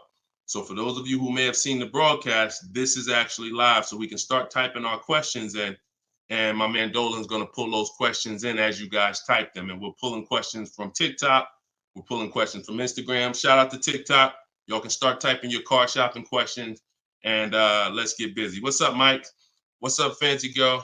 What's going on, Crows fam? I see you back. Good to see you. What's up, Manly Snacks? Good to see everybody coming in on TikTok. And as you come in on TikTok, can y'all start tapping the screen? If you're going to spend 10, 15 minutes with us, start tapping the screen, shooting those likes up. And then my man Dolan is going to bring in the first question when y'all type it. So Instagram, make sure y'all typing. Sometimes Facebook and YouTube, we notice y'all are a little slow. We need y'all to get a little faster because TikTok always types their questions fast and Instagram usually types their questions fast. But Facebook, y'all got to get a little faster with y'all questions. So we know that y'all going to step up today and start getting your questions in. All right. I see one that came in from JC. You want to pull that one up, Dolan? On YouTube? Okay. Our best deals, are they made from the comfy confines of our home, or should we hammer it out at the dealership going toe-to-toe, jab for jab with the salesman, finance, and sales managers? Well, you have no leverage when you're face-to-face with someone. And leverage is what gets you good deals. Leverage is what, we up to 500 likes on TikTok already. Shout out to y'all. Keep tapping the screen. Appreciate y'all. And tag a friend. Everybody bring your friends over. They need this just as much as you do. So what JC from YouTube just asks is it better? He's basically saying, am I gonna lose something by not being in the dealership face to face with a car salesman? You know, am I losing something? And it's a good question, but you're losing something by being there. And let me explain why. You're losing something by being there because your leverage in a negotiation, it comes from you talking to other people and having other offers. Let me give you a real example so that you can really understand that. When people are negotiating for your business, you're going to save the most money without trying. You go into the supermarket. Do you have to try to find the best deal on laundry detergent? Do you have to try to find the best deal on, anything, spaghetti sauce? No. Why? Because companies are actually hoping that you look and see that they're the best deal. Hey, look, we're on sale this week. Hey, look, choose us. They're trying to get your attention. They realize they're competing with all these other brands and they don't mind.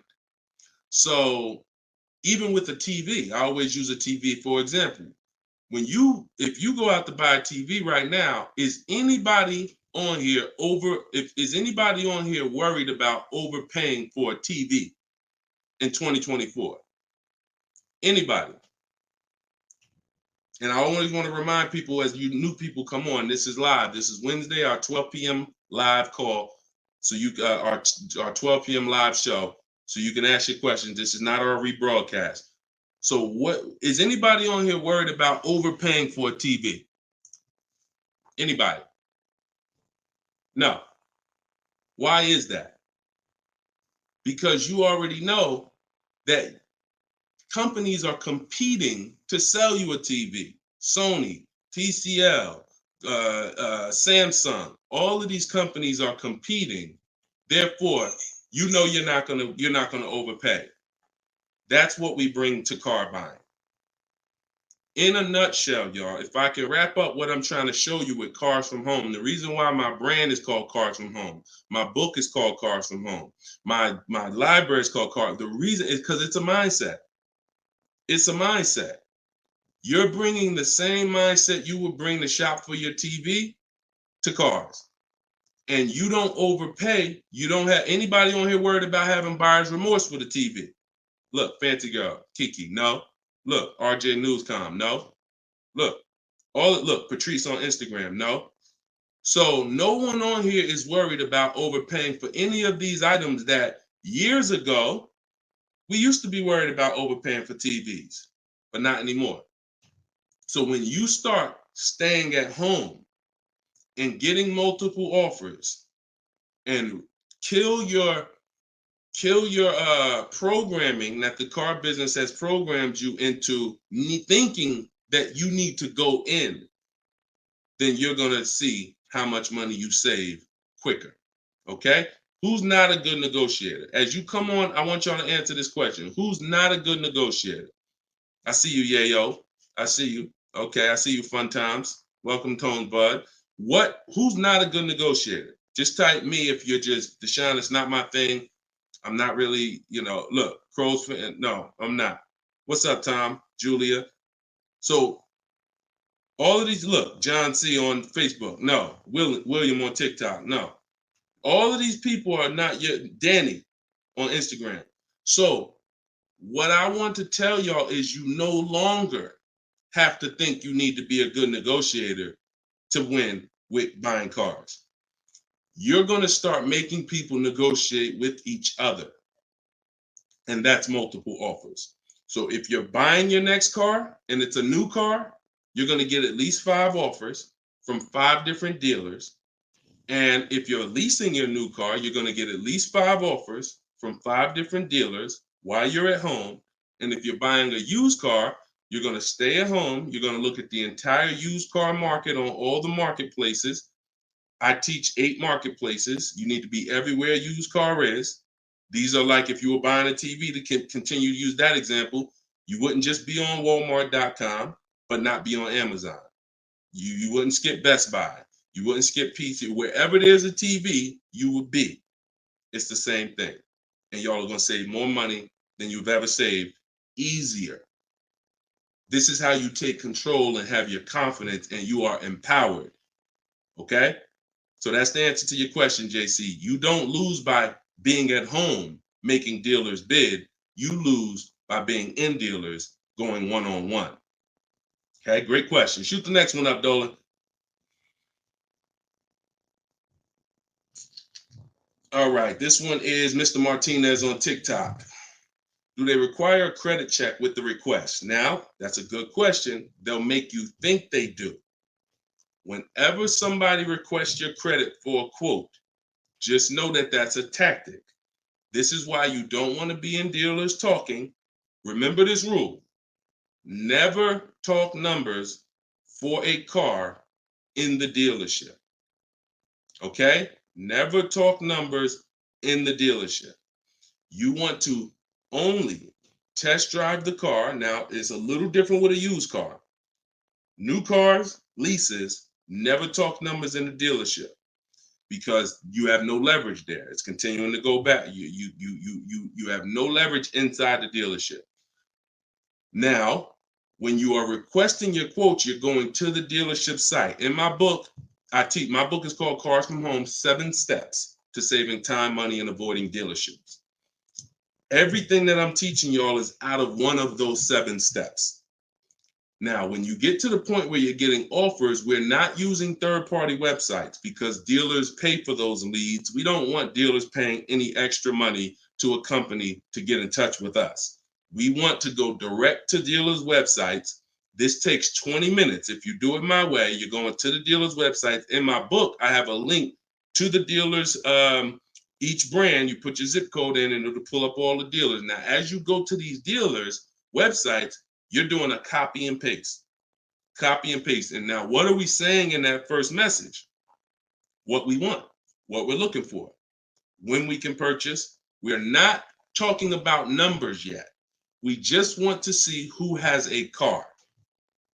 Now, once we see who has a car, now my strategy that I like you to start using, and some of you who have my book, you've used it already, is the 25 to 5. 25 to 5 is when you're connecting with 25 dealers online, and the goal is to get 5 offers.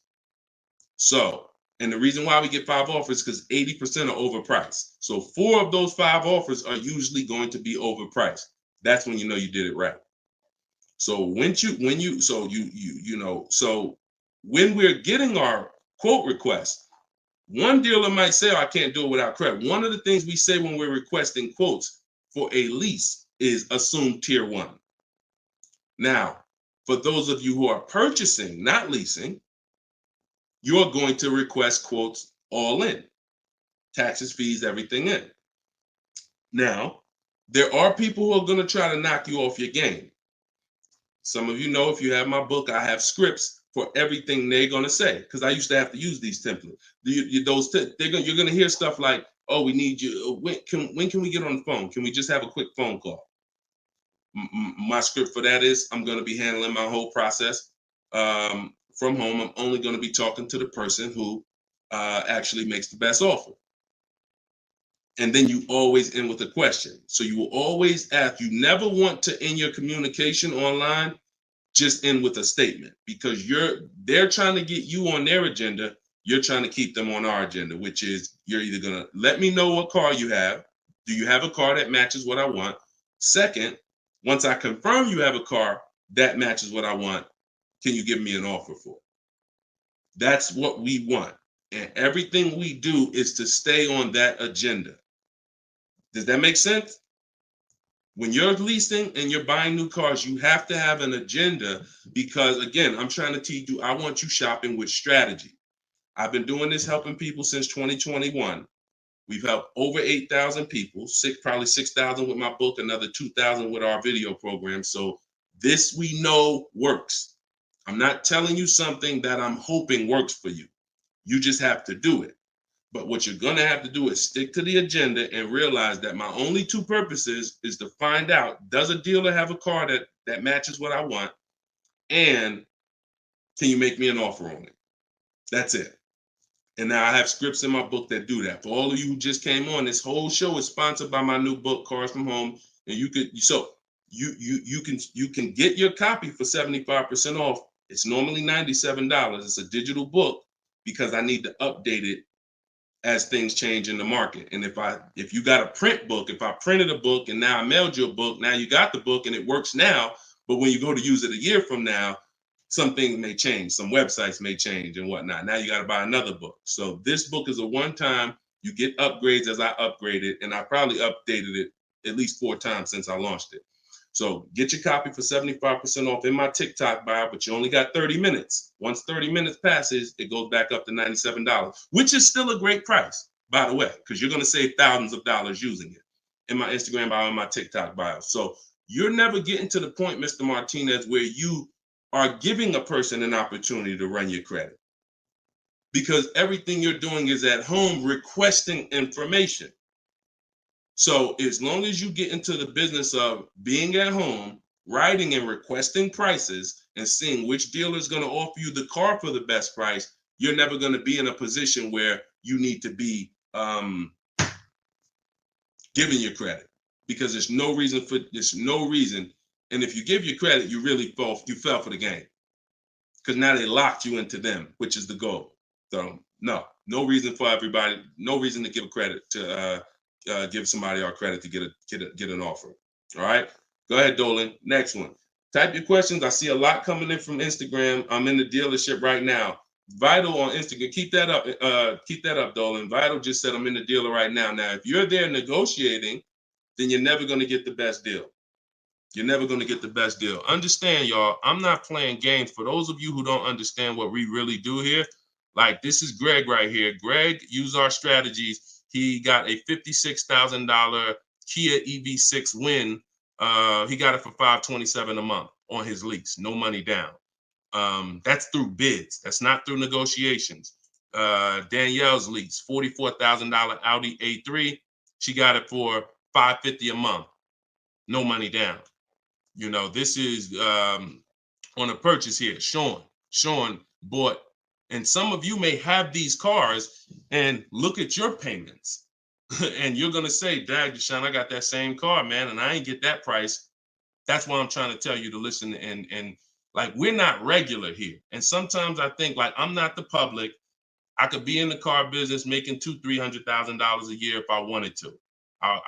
This is not God's plan for me. I'm trying to give you the game, but you got to understand who I am. This ship has sailed. We've been doing this for thousands of people since 2021. If you just now here and you just finding me and you haven't used my stuff yet, like, you missed it, but understand, don't keep missing it. This Sean, he got this F-150 Lightning XLT $73,000 truck, brand new truck. He saved over $20,000 getting bids my way. And the people who learn from me, they're never going back to the old way. They never going back to negotiating and dealing. It only take one time for you to use what I'm telling you and see how quick you buy cars and see how much money you save to realize, oh shoot, I'm never going back to that old way of car shopping again. All right. So if you want to do it, you need to leave that dealership. Unless you're just there to test drive, that's different. So Instagram. Considering leasing a car, but feels like it will keep me constantly having a car payment if I choose to keep leasing at the end. Could you please explain the strategy to leasing versus financing? Absolutely. So when you're leasing, so this is a great question. Somebody said, look, if I lease, I'm going to always have a car payment. That's absolutely true. And so there's two totally different ends of the spectrum, y'all, when we look at how we acquire cars and get the best deals on them. One is a lease. My goal is to drive a new car, always under warranty in most cases, except if I'm a high mileage driver.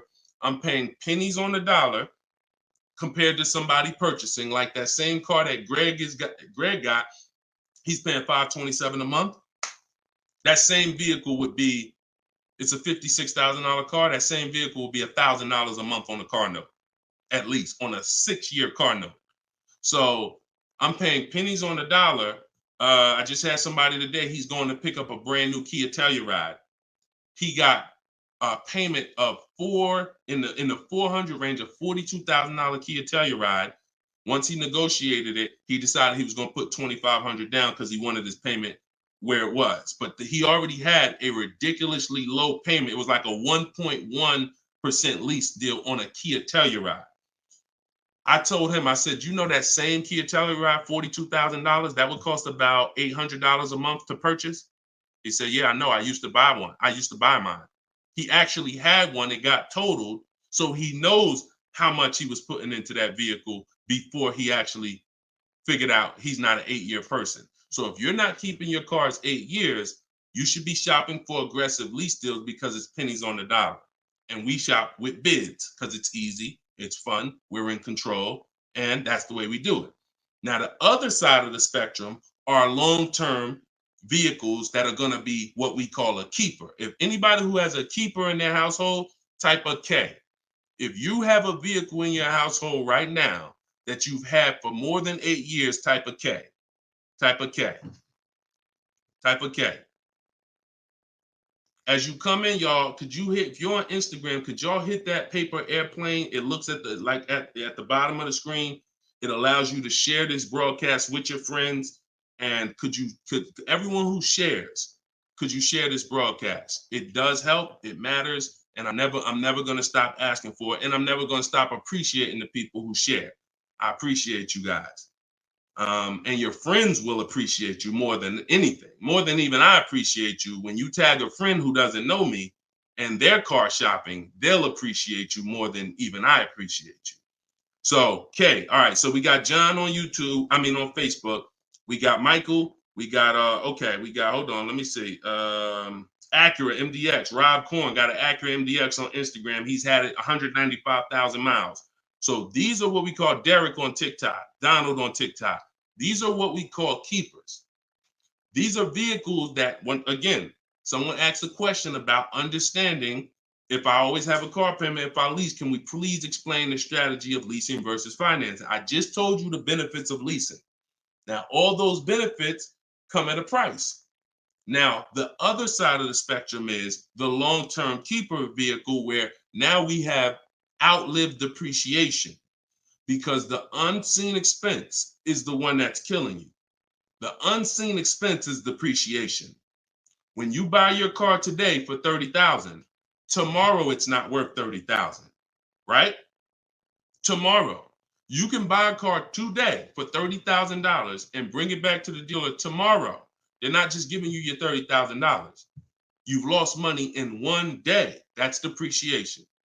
Now you can sit that car outside your house and you can have that car. You don't drive it 1 mile. You never even touched it. And you go out there and a year later, is it worth $30,000? No, right? You never told, but Deshone, I didn't even drive it. But you understand, it's not worth $30,000 anymore. It sat there for a year. Now it's probably worth $24,000. That's depreciation. So some of you have been trained to think, oh, well, I buy my cars because I don't want to pay for the mileage. What I'm trying to get you to understand is when you understand depreciation, you're going to see not only do you pay for the mileage, whether you buy or lease, you pay for the car whether you drive it or not when you buy. Does that make sense? Type clear if y'all are clear so far on this, on these principles. Because it's bad information that's been fed to you for all these years that, oh, you know what? I like to drive as much as I want. Oh, I like to do everything and I don't want to pay for mileage, so I'm going to buy. But what you're seeing now is, oh, shoot. If I drive no miles, my car's worth less. If I drive average miles, my car's worth even less. If I drive high miles, my car's worth even less. Depreciation. It's the unseen expense. So now our goal with purchasing the right way and picking whether I'm going to shop for great lease deals or whether I'm going to be a long-term keeper is to avoid where the depreciation loses us the most money. The most money. Look, right here, 3, 4, 5, 6 years, you're losing the most money. This is when you don't want to have bought your car and replaced it, because you're losing thousands and thousands of dollars every year. And now many of you have been taught it's okay to switch cars while you're in here, dropping. But going back to the keepers know, all right, I'm switching cars when my value is like this, my depreciation. So all of you who said out there that you got a car that you've had for 8 years, 10 years, 12 years, now you're gonna, here's what proves to you what I'm saying is true. The keepers, which is why I'm trying to get you guys out of that middle, all you 3, 4, 5 year people, 6 year, 7 year people that do not lease. You don't keep your cars long enough to outlive this depreciation, but you don't lease. You're losing the most money by far. By far. Thousands and thousands of dollars every car you buy in resale value, because you flip cars, try to trade them in while you just lost thousands and thousands of dollars. So on the other end, those of you who said, Deshone, I got a keeper outside, if that car today is worth $5,000, a year from now, it's probably going to be worth $4,800. That means you're no longer losing value like this. You're only losing value little by little, and you've outlived the depreciation. So your goal when understanding should I lease or buy is like, Deshone, okay, how do I avoid this? Well, if you're not keeping your car 8 years, you should be shopping for leases. Everyone who told you otherwise was wrong. I'm not going to say they were malicious, but they were incorrect. And unfortunately, I call them confidently incorrect. Dangerous. Dangerous. Being confident and incorrect is dangerous to you and others and everyone who's going to listen to you. So I'm telling you the truth based on numbers that shopping for lease deals is here. If I'm not keeping my cars 8 years, I need to be shopping for great lease deals. If I'm going to keep my car more than 8 years, then I'm going to purchase and I'm going to make sure I get a car that's going to last 8+ years so that I can outlive the depreciation and win with long-term ownership.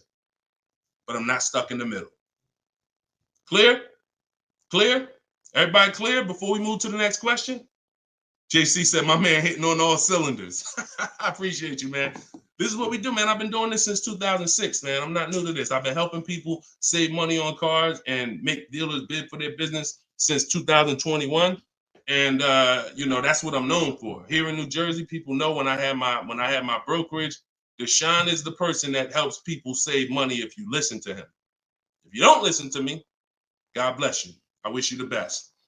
All right, so for all of you, cue the next question up, y'all. For all of you who just jumped on, this whole show is sponsored by my new book. Everything I teach is out of my new book. It's called Cars from Home, 7 Steps to Saving Time, Money, and Avoiding Dealerships. It's normally $97, but as part of our launch, you can get your copy for 75% off. It's a digital book. It'll be in your inbox in literally 3 minutes. And if you're on TikTok, you won't leave the broadcast, so you don't have to wait until the show is over to click the link in my bio, get your copy, And then you can come back and listen to the rest. Same thing on Instagram. And we got something in the comments for Facebook and YouTube. You guys can click the comment section. Or if you're watching us on television, you can scan the QR code with your phone. All right, let's go, Dolan. Shoot that next one up, brother. Let's keep these questions coming, y'all. Keep typing them. And again, we're live right now, Wednesday. This is our Wednesday 12 p.m. live stream. I want to make sure I keep saying that because we broadcast these shows all day long so that some of you could tell your friends if they missed the live show, they can still see the broadcast. But right now, it's Wednesday, and this is our 12 p.m. live. So ask your questions. This ain't a rebroadcast. JC said, could you please share with us your insights on how to best eliminate dealer add-ons, addendum lists from the deal? Example, windows etching, low jack, nitro in the tires, Scotch guard, okay. You name it, whatever. I always say this, and I have a video that has done well. It's been seen by several people, and it says we don't negotiate with dealers with fake fees. You can see what I need you to know is 80% of dealers are overpriced. 20% are trying to beat their competition and they don't mind competing. These are the best people in the world. These are the people you want to find and buy from. But there's 17,000 new car dealers in this country. There's 100,000 used car dealers in this country. Somebody tell Isaac on TikTok that we just answered that question. So if there's 17 million new car dealers in this country, 17,000 new car dealers in this country, and 100,000 new car dealers, used car dealers, and 80% are overcharging, then you need a strategy to find the 20%. That's another reason why you cannot walk into a dealer and think you're going to get your best deal, because you don't know. You have a much higher chance of finding an 80% than you do a 20%. Does that make sense? It's more than likely when you walk into a dealer and you request a quote or you request an info, even the dealer that you've been buying from, they're going to say, it's more than likely you're dealing with an 80% dealer just based on the sheer numbers. It's not 50-50. And like I said, I've worked with 8,000 people since 2021. We have the data to show this is not 20% is who you're looking for. That's who we're looking for. So what we do is we need to sort for them. We're not looking to walk in. We're looking to stay at home and sort for them. The 80% are going to do what the 80% do. To answer your question, JC, I'm not interested in getting an 80% dealer to take off their fees because that's not what they do. Thanks, Carter's dad. That's not what they do. They charge fees. People pay fees. People who walk into them and buy the old-fashioned way. Your friends. Some of my friends who don't know me, most of my friends know me though now. So, pretty much everyone that knows me in real life uses what I teach. But some of your friends, pretty much any of your friends that ain't doing what we teach, they're out there walking into dealers. And the 80% are going to do what the 80% do as long as people keep paying it. As long as people, all right, man, well, look, you're going to have to take some of that off. It's made up to begin with. So how do I win if you're taking off $2,000 of fees you made up and then I think I won? How's that a win? So the tactic is the worst kind of people are going to start so high. It's called padding the deal. So when you walk into the dealership, I'm padding the deal if I'm the worst kind of person. If I'm somebody who I bounce from dealer to dealer, I make a lot of money, but my customer service scores are low, but I make a lot of money, so I always have a job. Now what I'm going to do is you're going to sit down, and I'm going to say, all right, which car are you looking for? Which car are you looking for, Diana? All right, Miss Roberts. All right, here's what we're going to do. Okay, so it's going to be working out about $650 a month. All right.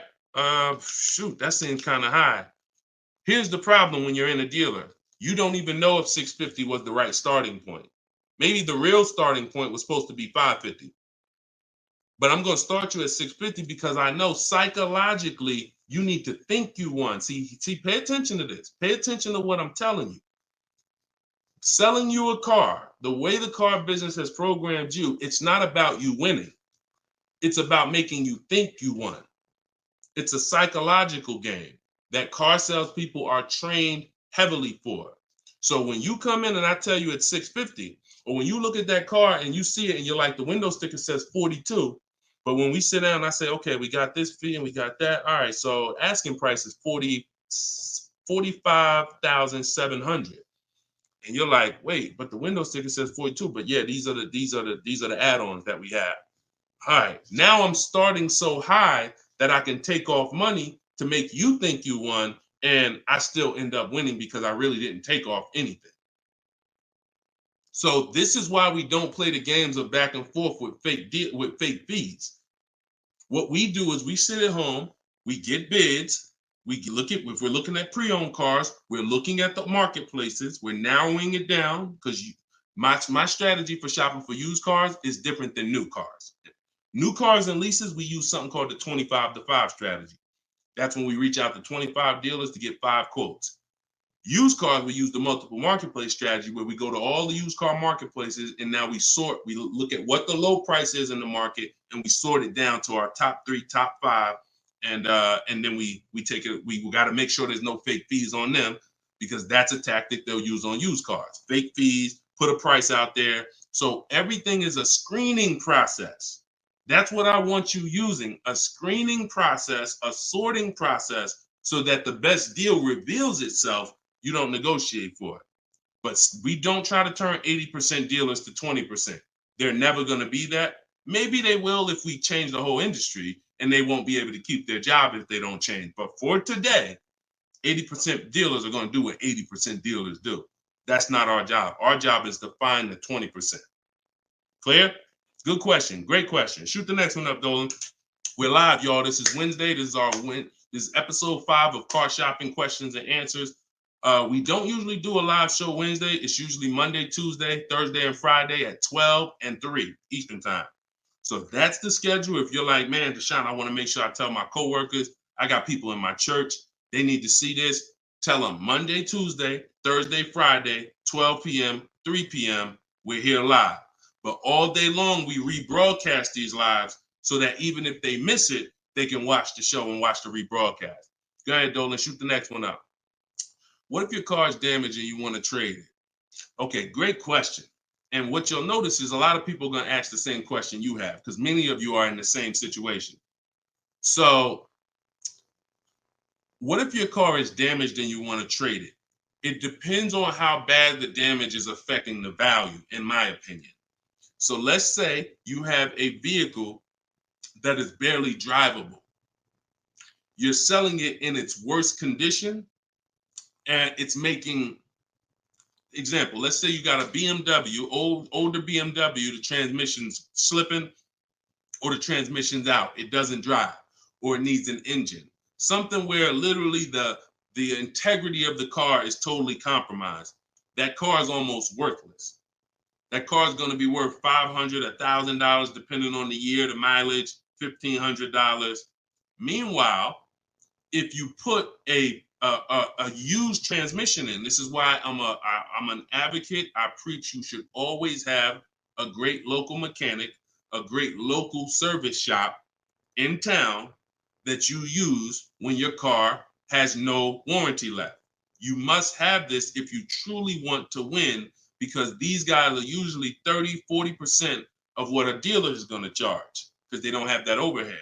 So what I'm doing, if I got an older BMW, no transmission, a Nissan, no transmission, I'm going to get a transmission from a salvage yard to get a used transmission, a used engine, pay $2,500, drop that in, and then sell the car like that. And I can tell you that that's what my father did. Like my father bought a GMC Envoy in 2009, maybe 4 years after he bought it in 2013. So it was 4 years old when we got it for him. Then maybe 3 years after that, the engine went. So he got a used engine. He's been driving that car since like 2017 with the used engine, and he's getting ready to sell it, and he'll probably get $4,000 or $5,000 for it on Facebook Marketplace because he's a low mileage driver. So you see how literally he could have went from switching a car when it was in its worst condition taking a loss for it versus investing the right money with the right person, getting the right engine, right transmission, drives it for a couple more years, and then can still pull a couple $1,000 out of it. Y'all clear? Y'all see how? Y'all see how? Type dollar signs if you understand that. That's the win right there.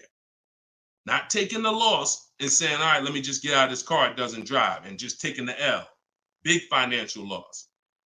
Now, if you don't have major damage, then I wouldn't say fix it. If you're gonna go and you got a couple nicks on the car, then it might cost you $500-600 to get the nicks touched up, but then the value of the vehicle only changes by $500-600. So it was really a wash. You put 500 out, the car's worth 500 more. You want to only repair stuff that when you spend the money, you get double back what you spent. I put 2,500 in, it increased the value of my car by $5,000. And that's typically my opinion and my rules on how I like to operate when it comes to damage. Yes, I'm actually live right now. And why is your name the Auto Advisor? We got the Auto Advisor on TikTok. Go ahead, shoot the next one up, Dolan. All right, this one from YouTube. Alberto Romo. My car has some equity. Dealer called me if I want to trade for a new one. Car has less than 30,000 miles. Should I do it? Who's getting calls from dealers right now begging them to come in and look and let them buy your car? Who's getting calls? Who's getting emails? Who's getting letters right now from dealers? Fancy Girl Kiki said me. You're getting calls. You're getting calls. You're getting emails. You're getting letters. Hey, Ruben, we'd love to buy your car right now. Hey, Isaac, we could get you out of your car early. Come in right now. A lot of you, right? I see a lot of you. The reason that's happening, look, he's saying lock on Instagram, me. So the reason this is happening, y'all, is because they're depending on you letting the dealer be your first offer for your car. Now, see, dealers know they're getting outbid right now. They're not able to buy as many cars as they used to because people are getting used to, I mean, it's almost a curse word in my book. We don't use this word. We don't use the word trade. And some of you who have seen me in the past, you know, we don't use the word trade. There's only one scenario where we need to trade, and that's if we have too much negative equity. The reason why we don't trade is because trading is not a bidding system. There's 3 transactions that you've been trained to give to a car dealer. One is buying a car from them. That's its own transaction. I bought a car from you. The second is getting the loan from them. That's another transaction. I got a loan from you, because there's other companies out there that only give loans. They don't even care if you buy a car. They don't sell cars. They give loans. That's a clue that there's money in the loan business. Now, the third transaction is people who want to buy your car. When you give your car to the same dealership, you gave them your old car, that's one transaction. You gave them your loan, that's another transaction. And you gave them the purchase of a new car from them. That's 3 transactions. And most times you didn't get bids on any of them. That's how you're losing money. You're probably losing $2,000 here, probably $1,500 on the loan, and then maybe another $1,000, $1,500 on your car that you gave to them. Hidden money. See, I'm not just here to teach you how to car shop from home the right way, strategically using my system. I'm also here to reveal to you the hidden money that you haven't seen in your car deals. So you got to stop doing combining transactions. That's why we don't trade. We get offers in my book, step 2. My book is 7 steps. Everything I teach is 7 steps. Those 7 steps won't change. First step is most important question. That's leasing versus buying. How many years you keep in the car? Second step is equity assessment. I need to get offers for my current car, my current lease, see if I have any equity, see if I can break even, or see if I have negative equity. Third step is deal structure. I need to find out how much this car is supposed to cost if I get a deal on it. I'm budgeting for a deal. See, we don't budget based on how much I could afford. I'm budgeting, I'm looking at a car if I'm going to lease and saying, if I'm leasing, this is what a good deal would be on this car. I'm budgeting if I'm purchasing, this is how much I'm coming up with. Watch this. Many of you go in and I only want to spend no more than $500 a month. Or hey, I only want to spend no more than $30,000. You end up spending $570, or you end up spending $31,500. Or they say, hey, yeah, we got you to $30,000, but what about the taxes? All right, well, I guess I'll just put that on a credit card. So you end up going over budget because you shop with your max budget in mind. We never shop with our max in mind. We shop with multiple goals below our max so that we always, no matter where we land, we're under our max budget. That's step 3. Step 4, we do something called shopping, not buying. We don't mix the two with my system. Shopping is deciding what you want. Buying is step 5 when we go into the market and we start getting offers on what we want. But when you get to step 5, you're in the market getting offers. Step 6 is paperwork and protection. All that paperwork that you need to know. All right, do I need this product? Warranties, all of that is step 6. And then step 7 is delivery. So everything I'm teaching you falls under one of those 7 steps. And I'm trying to get you to use a system instead of winging it. If you don't wing it, you'll be fine. But step 2, Alberto, is the equity assessment, where you're getting offers to find out what your car is worth. You can give the dealer an opportunity later to beat it, but you need to know. That's why we don't respond to those. Hey, come on in. Let me look at your old car. Let me buy your old car. Hey, come on in. Let me see. You need to call your bank for a payoff, and you need to go to CarMax, Driveway, Carvana, Kelly's Blue Book Instant Cash Offer, AutoNation, Sell My Car, Car Guru, Sell My Car. Take you 20, 25 minutes to do your equity assessment, and you got real cash offers that you'll know if I have equity in my car, and you'll know these people can cut me a check in an hour. And now let me go prepare to shop for my replacement car because these companies already bid on my old car. Type clear if y'all are clear on that. That's the equity assessment. That's my 7-step system. That's why my book is called Cars from Home, 7 Steps to Saving Time, Money, and Avoiding Dealerships. All right. All of you could get a copy. You could get your copy for 75% off. It's normally $97, but as part of our launch, you can get it in my TikTok bio for 30 minutes for 75% off. Once the timer goes back up, once the timer expires, it's back up to $97. So get your copy before the timer runs out. Same thing with Instagram. Go to my Instagram bio. You'll have it 3 minutes and you come back to the show. And if you're on Facebook or YouTube, we got links in the comment section for you. All right. Great question, though. Look, go ahead. Shoot the next one up, Dolan. Oh, it said, this man, bro, spitting gold fire for real. I hope this isn't going over anyone's head. Me too, bro. Listen, me too. Keep that question up. Fancy girl Kiki from TikTok. But me too, bro. Like, I'm sitting here, man, and I pray every day that the Lord help me to look. I want you to even see. I got to unlearn. That's why I represent this brand. I got to unlearn. Like, I have been programmed, and the people who programmed me have actually programmed me because they make more money by me staying programmed. So some of you, it's unfortunate, are not going to spend $24. You're not going to spend $24. Now, I had people get the book for $97. It's people that might be on here that tell you, man, I got the book before we even had this sale. $97. But some of you are not going to spend $24 to get the book. But you want to go into a 5-figure transaction.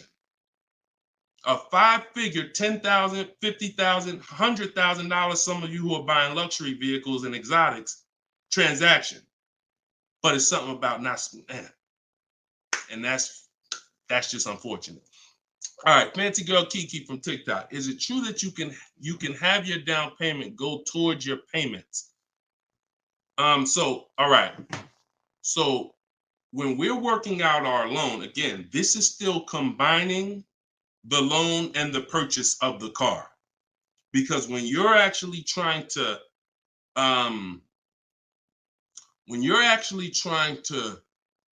figure out and hope your down payment goes towards the payments and actually goes towards the car versus you basically just giving it to the dealership or maybe losing it to, not going to the car, you're mixing.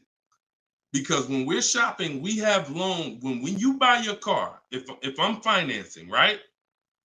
Give you an example. When I bought my Infiniti truck, I'm shopping for the car. Once I get the car, now, and I use my perfect budget calculator. It's in my book. It's a calculator I created. See, that stuff I can't even explain on this show. I can't explain how a calculator that I created works. It's a surprise when you get there, when you read and you're like, oh, this is a calculator. I've never seen nothing like this before. I know, because I made it. And I got like 5 of them in there. So, but when you're trying to do what it does, I can tell you how to do this manually to some degree. When you got to know what you can spend. That's why we have that budgeting exercise where in order for me to be at a $450 a month payment, I can't get any more than a $22,000 loan. If I get more than a $22,000 loan, then I'm going to have more than a $450 payment. So now you might say, okay, 6 years though, because if I go 6 years on the loan, then maybe I could get like $25,000 depending on my interest rate. But I need to know how much car I can buy based on where I want my payment to be. So now once I establish that in a budget exercise, you can do that with some calculators online, try to, but you have to account for taxes. The reason why these calculators don't work well, because they're not going to account for the taxes. They're not going to account for, any down payment you want to put in, and they're not going to account for any equity you may be getting. And then they're not going to give you these goals for, all right, a 5-year loan or a 6-year loan is 2 different prices. $450 a month for 5 years is not the same as $450 a month for 6 years. If I get a car at $450 a month for 5 years, I got a better price on it than if I got it for $450 a month for 6 years. So these are the things that you kind of got to have in your budget so that all right, this is how, because it does me no good to know that I could go and spend $35,000 on a pre-approval. What does that do? How does that equate to what I can actually spend? I don't want to spend $35,000. That's a $700 a month payment. So, but once you establish the budget on how much I can spend, now you go find the car. So I'm shopping for the Infiniti, and I'm shopping knowing all of these cars are within my budget. Now, when I actually get the car, now what I'm doing is going and I'm finalizing my loan and having multiple dealers, multiple banks and credit unions give me offers for my loan. Everyone can run my credit with a hard pull because I'm within the rate window where it's not going to affect my credit negatively. It's only going to weigh as one hard pull. I know you have heard, don't let all these people run your credit. If you do this right, according to how you're supposed to rate shop, you can Google rate shop. In fact, I'll show you right now. I'm going to share my screen so y'all can actually see. See, it's the information you don't know that's costing you. It's the information that you don't know that is costing you. Look, if I go to Google and I type in rate shopping, Experian. Experian has a whole article. Let me know if y'all can see my screen. Hold on. Oh, wait, hold on.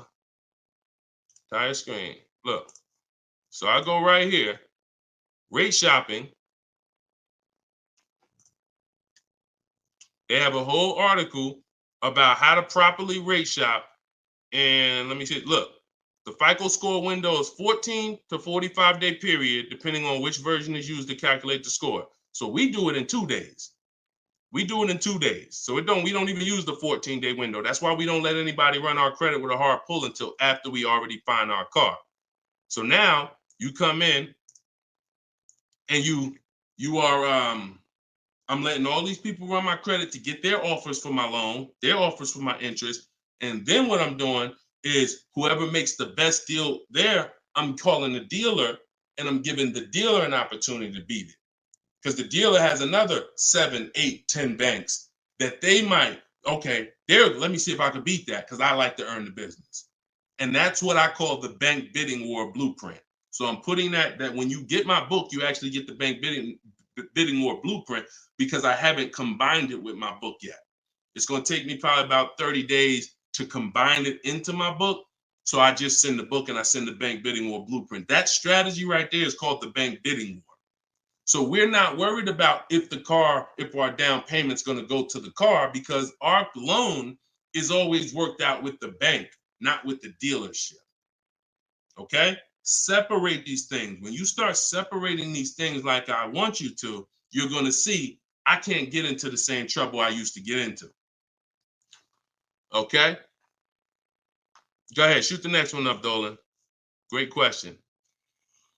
Are you even actively selling cars, or are you just selling books now? No, we're all in the education business. I haven't sold cars since 2020. TikTok, what's the best way to approach a used dealership? From home.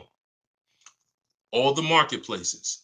So you don't want to, if you're shopping for a used car, you cannot afford to miss a place where a used car is. What does that mean? Car Gurus, Auto Trader, Carfax.com, CarMax.com, Carvana, Driveway, eBay Motors. There's 8 marketplaces that we use. Vroom used to be on there, but Vroom's out of business now.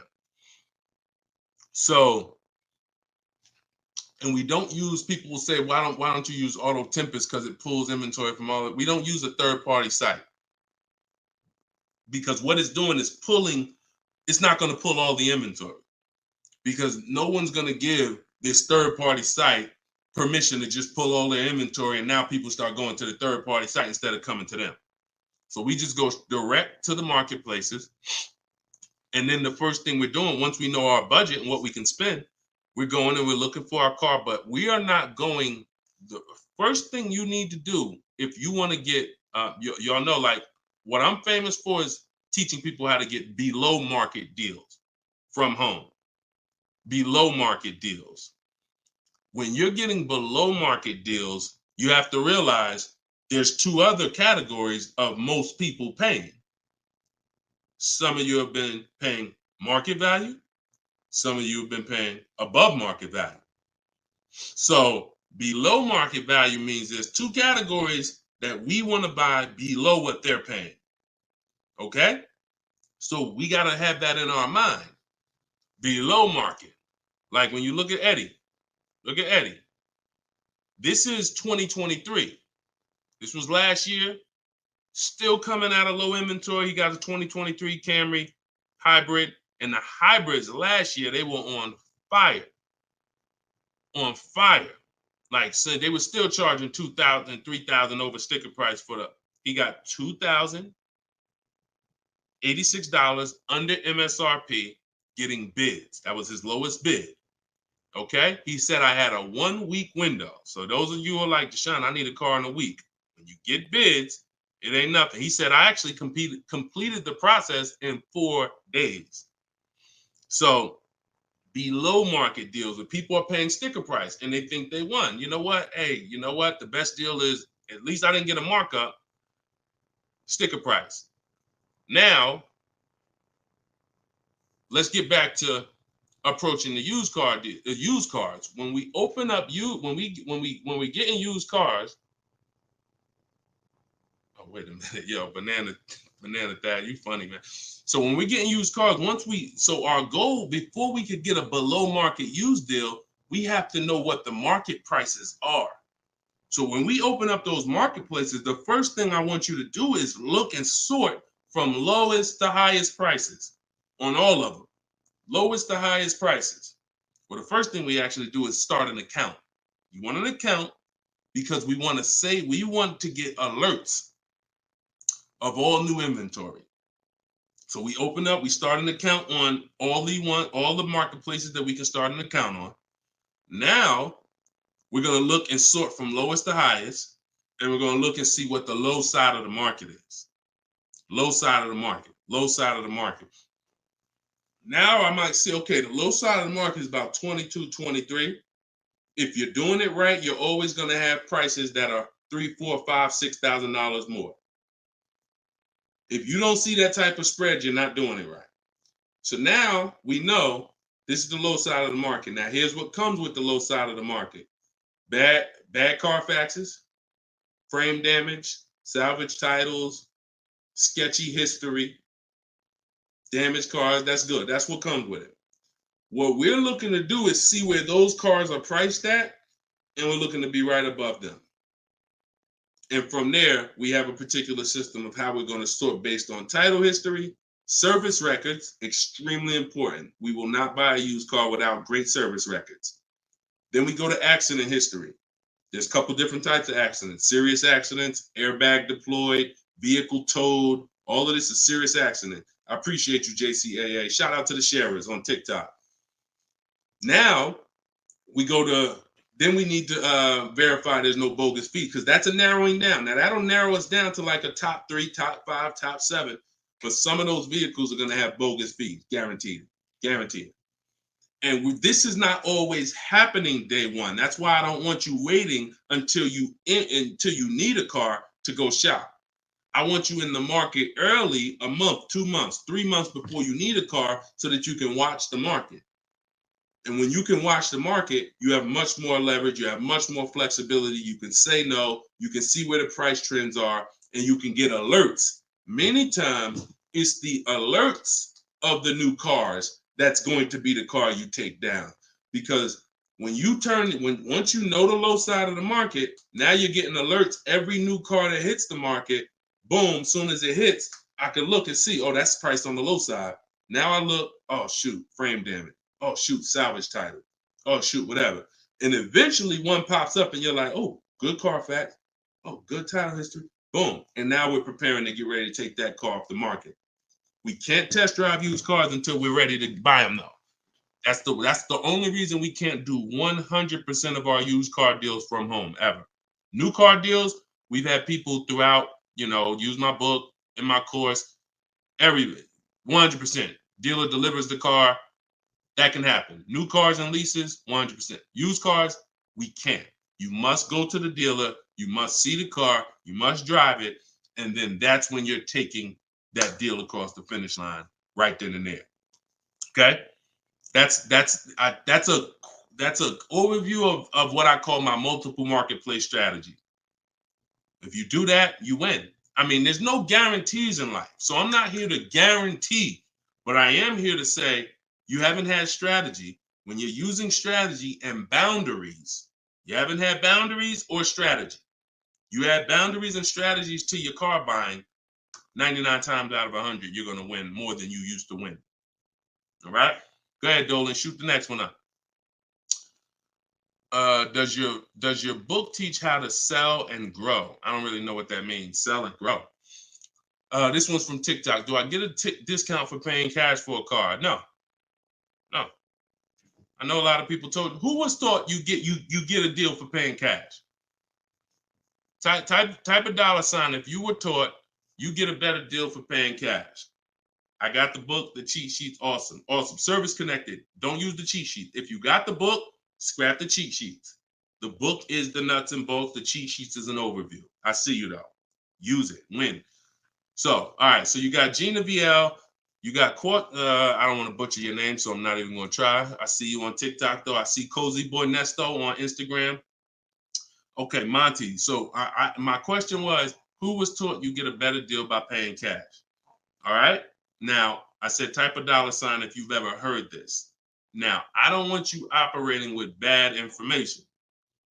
Let me tell you where this came from. And remember what I said earlier in the show. Earlier in the show, I told you, the car business is not about you winning. If you win, great, but it's about making you think you won. And I can only make you think you won based on what you tell me you need in order to feel like you win.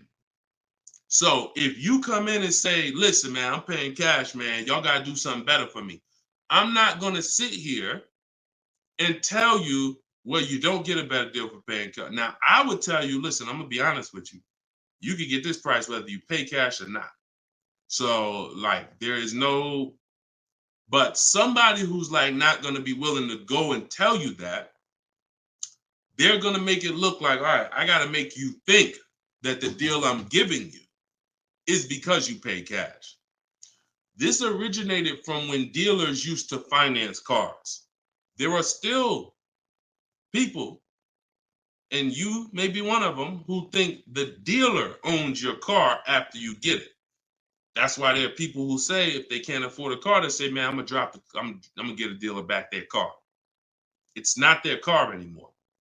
Unless you're dealing with like a buy here, pay here place where they're actually extending the loan to you, it's not the dealer's car anymore.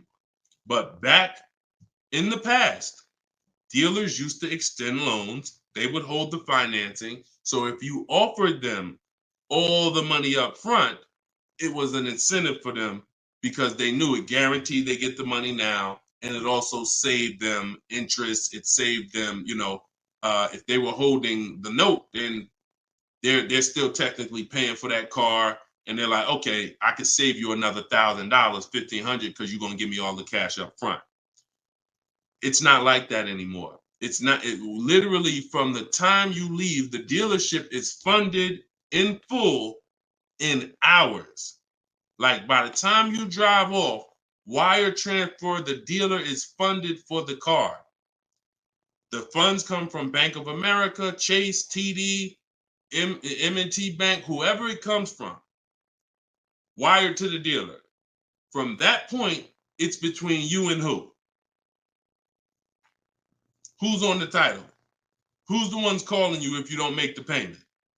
Who's the one setting up the car to be taken if you don't make the payment? It's not the dealer, right? It's the bank. So it's always between you and the bank from that point, which is why you don't get an exactly life experience. You're not getting a better deal paying cash. And that's just because that's the way it's set up. Now, the rare exception that you may see, and this doesn't happen a lot, sometimes there's like a low interest rate. Like when I was with General Motors, we might have like all right, you could get 0% interest, or you could get a $5,000 rebate. Only on a new car though. But you can't do both. So if you had somebody who could pay the cash, maybe if they save more money by taking the rebate than they would if they were to take the loan. So in which case, you're not getting a better deal because you're paying cash. It's just an incentive to, you're getting a rebate. But so those are these are very rare circumstances. So I just don't want you going in and telling you that you heard that from me. And I'm just telling you that's the truth. Like that is the truth. And when you really look at how banking works and how dealerships work and the fact they don't own the car, you'll understand there's no incentive to you paying cash at all. And if you're not investing your cash, see, I want you to also think about what you're doing with your money. Because if you want to pay cash, God bless you. Pay cash. Interest rates are high. Put as much down as you can. Pay cash. Get the loan out of there as fast as possible. You're paying 6, 7, 8, 10%, 12%. Get the loan out of there. Pay it off or make a large down, only finance a small portion of the car. But if the rates are low, which at some point we do believe rates will be low again, or I always tell people in the bank bidding war, you got to check, see if there's any special interest rates. There might be 0%, might be 1%, 2%. So if those instances exist, there are people who your money's invested. You're getting 8% on your money. You're getting 6%. You're getting 10%. You're in real estate. You're getting 15%. It makes no financial sense to take that money that's earning money for you out and put it into a car that is going to lose money for you. That $20,000, $50,000 you put in the car is going to be worth half of that in 3 and 4, 5 years. 5 years, it'll be worth half. So these are the things I talk about. I don't believe in one size fits all car advice, y'all. That's why I'm always saying it depends on this situation. If you're this type of person, if you're keeping your cars 8 years, you should be buying. If you're not keeping your cars 8 years, you should be selling. You should be leasing. A lot of people think, okay, Deshone, you talk about leasing a lot. I talk about leasing for people who are not keeping cars 8 years because they've been taught that they should still be buying. But I'm putting you in the strategy that's custom to your life versus what you've been hearing, which is people telling you, hey, do what I do. Only buy used cars, pay cash for them. Now, that's your situation. So anyway, so all of this is out my book. Cue the next question up, Dolan. We got a couple more minutes and then we'll wrap. All of this is in my new book, Cars from Home. It's called 7 Steps to Saving Time, Money, and Avoiding Dealers. Normally $97. You can get your copy for 75% off for 30 minutes. It'll be $24. And everything I teach is in there. You know, everything that my my students in my video course have had, my coaching. This is the same 7-step strategy that we use to get these below market deals. And I've been showing them throughout the show. So if you just jumped on, like we've been showing these deals throughout the show. All right. Go ahead, shoot the next one up, Dolan. How can we eliminate dealer ad? Oh, we did that one. Yeah, we did that one from YouTube with the dealer add-on. This one's Dakota from YouTube. I have a Malibu Chevy, still drives good. However, the dealer's banged up as well as a few scratches. The door's banged up as well as a few scratches. I mean, if it's cosmetic, if it's banged up, I won't worry about the few scratches because the few scratches is really what's normal. And you know, people expect you to have normal wear and tear on a car. Some people think, hey, if I have a, you know, even with leasing, you're allowed to have wear and tear, a couple nicks, dings, they allow that. They don't expect you to bring the car back perfect. Same way with this. But if it's a big dent, that would be an eyesore, and you can get a company like Dent Wizard or something like that to come pop the dent out, then I would do that. That might be $200, but it might make a buyer pay, you know, $1,000 more for the car. Because if I come and I see the doors banged up, I probably want $1,000 off, depending on what you asking. But if I come and see you done smoothed it out, now you could ask, and I'm less like, you know. So that stuff that you can put a little money in, that gives you a bigger return when you go to sell a car. Okay, in my opinion. Okay, show and tell. I have the book. Is Maps Academy different? Yeah. Maps Academy is my video program. The book is the 7 steps. I have a video library that's 7 steps in video, and then Maps Academy is, you know, my video program, and I coach people. So we do these Zoom calls, so we make sure we answer questions. So I always say, get in where you fit in. You know, get in where you fit in. I don't care how you get the information. Get the information. You want to get it from my free videos on social media. You want to cycle through those. I got hundreds of them. Piece things together. Get in where you fit in. You want to be on the live show. Try to piece it together. You want to get the book. You want to be in the video library. You want to coach with me. Whatever. That's what I'm saying. It's no excuse. It's no excuse for any of you not to be getting below market deals when the information exists. And it's thousands of people that testify about me. I'm not new here. We got over 2 million followers. If I wasn't helping people, it would have been out by now. Somebody would have wrote by now, oh, this guy don't do what he said. I got thousands of people around this country, testimonials, hundreds that we done just grabbed, boom, boom, emailing us, yo, look at my deal, look at my deal. So it's just, you are just now discovering what we do. But understand, we've been doing this. All right. All right. All right. Go ahead. TikTok. What would be the sweet spot year in buying a used large SUV, Suburban or Expedition? Much as you could afford. You see, so when you look at quality, this is why I like to have multiple goals. Because what I like to do is I like to have a goal, right? 5-year loan, no down payment. That's one price.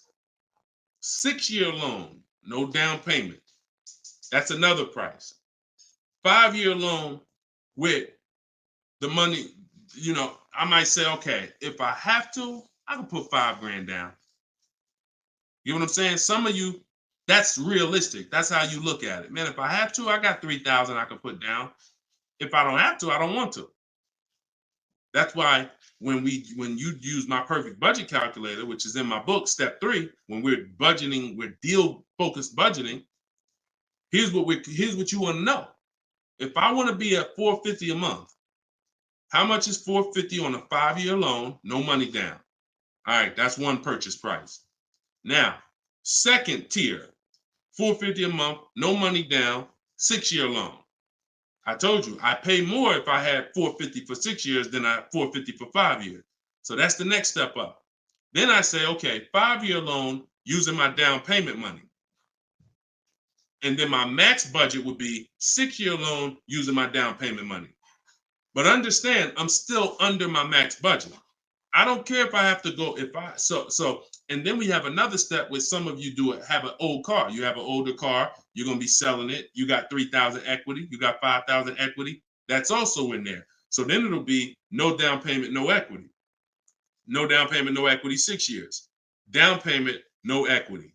Down payment and equity. See, all of this is below my max budget. Once I do a 6-year loan, my down payment and my equity, I'm not mad because I'm still under my max. Now, if I go above that now, if I wanted to do 5 and now I'm doing 6, or if I want to do $450 a month and I'm doing $480, now I've gone above my max budget. So my system for purchasing, we use this for new cars, used cars. Anybody who's getting a loan, this is what we do. This is in my book. My calculator generates those 6 goals for you. So when we say sweet spot, my first target is that first goal. That's my first target. When I went shopping for my Infiniti, I was looking for a car under that first price. Couldn't find it. Jumped up to the next tier. Couldn't find it. Jumped up to the next tier. And it was my 4th goal is where I found this one at.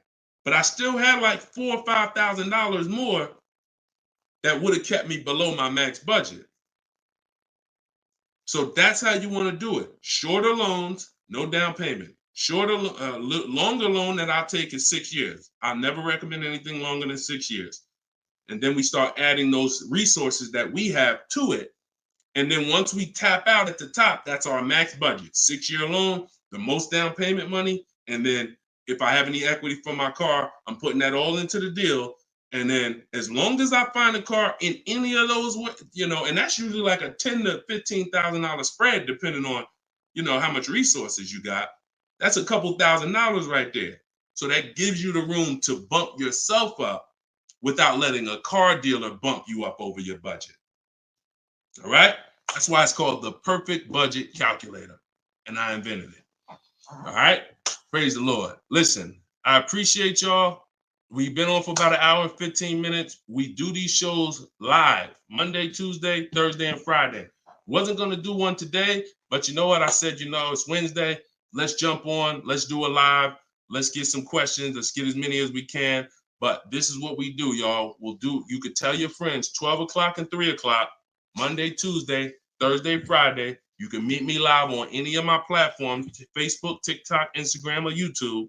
And we'll be doing this live Q&A to make sure you guys get what you need to save money and get below market car deals. That is the goal. So for those of you who like Deshone, I appreciate the show, but I want everything in one spot, man. I don't want to even have to come back to this show anymore. That's all in my new book, Car Shopping. It's called Cars from Home, 7 Steps to Saving Time, Money, and Avoiding Dealerships. You can get it for 75% off in my TikTok bio.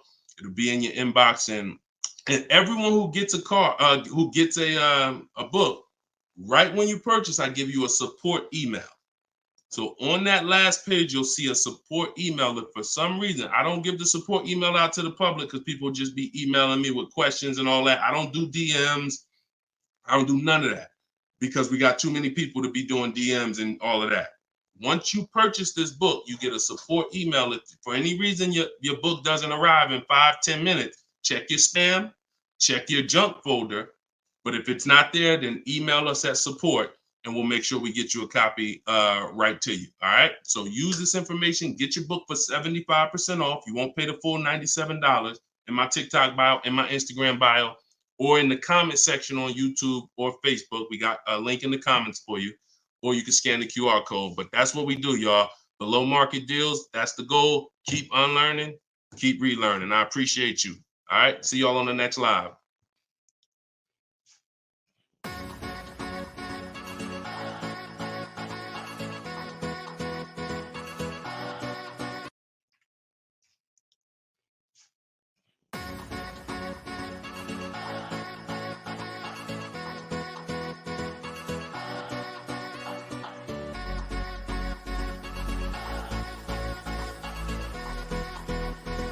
worst possible thing you could say when you walk into a car dealership. I spent 5 years with Mercedes-Benz, 5 with General Motors, and the worst thing a person could say when they walk in is, if you could just get me to this payment, we got a deal. So your loan's probably still like 19, which means you got to pay to get out. You're upside down. It's called negative equity.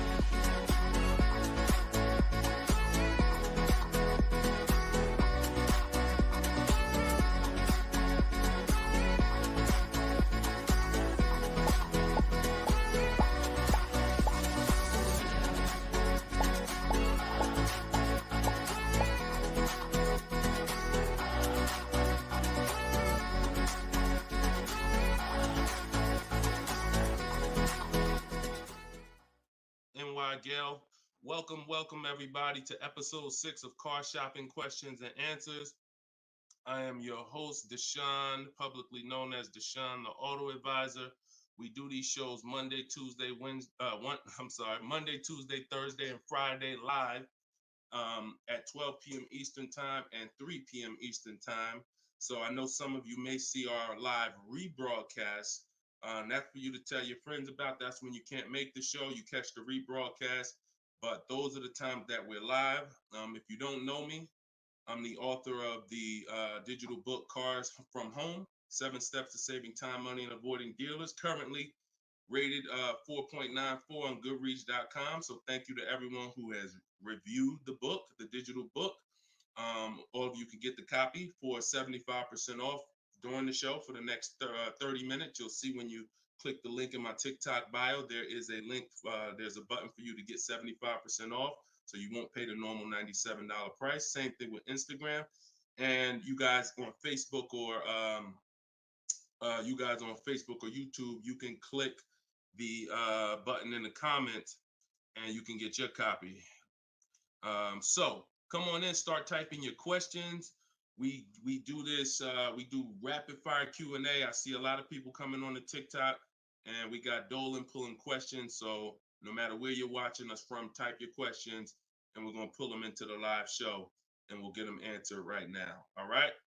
So I'm excited about this show. I see we're continuing to see people getting below market deals. If you don't know that the goal is for you to get below market deals, and the goal is for you to not spend more than 30 minutes in a car dealership. I spent 14 years in car dealerships. So you're not learning from somebody who's just like you. I'm just like you in that, I buy cars, I lease cars. That's the way we're similar, but I'm an insider. I'm an auto industry insider. My business for 14 years plus was in car dealerships.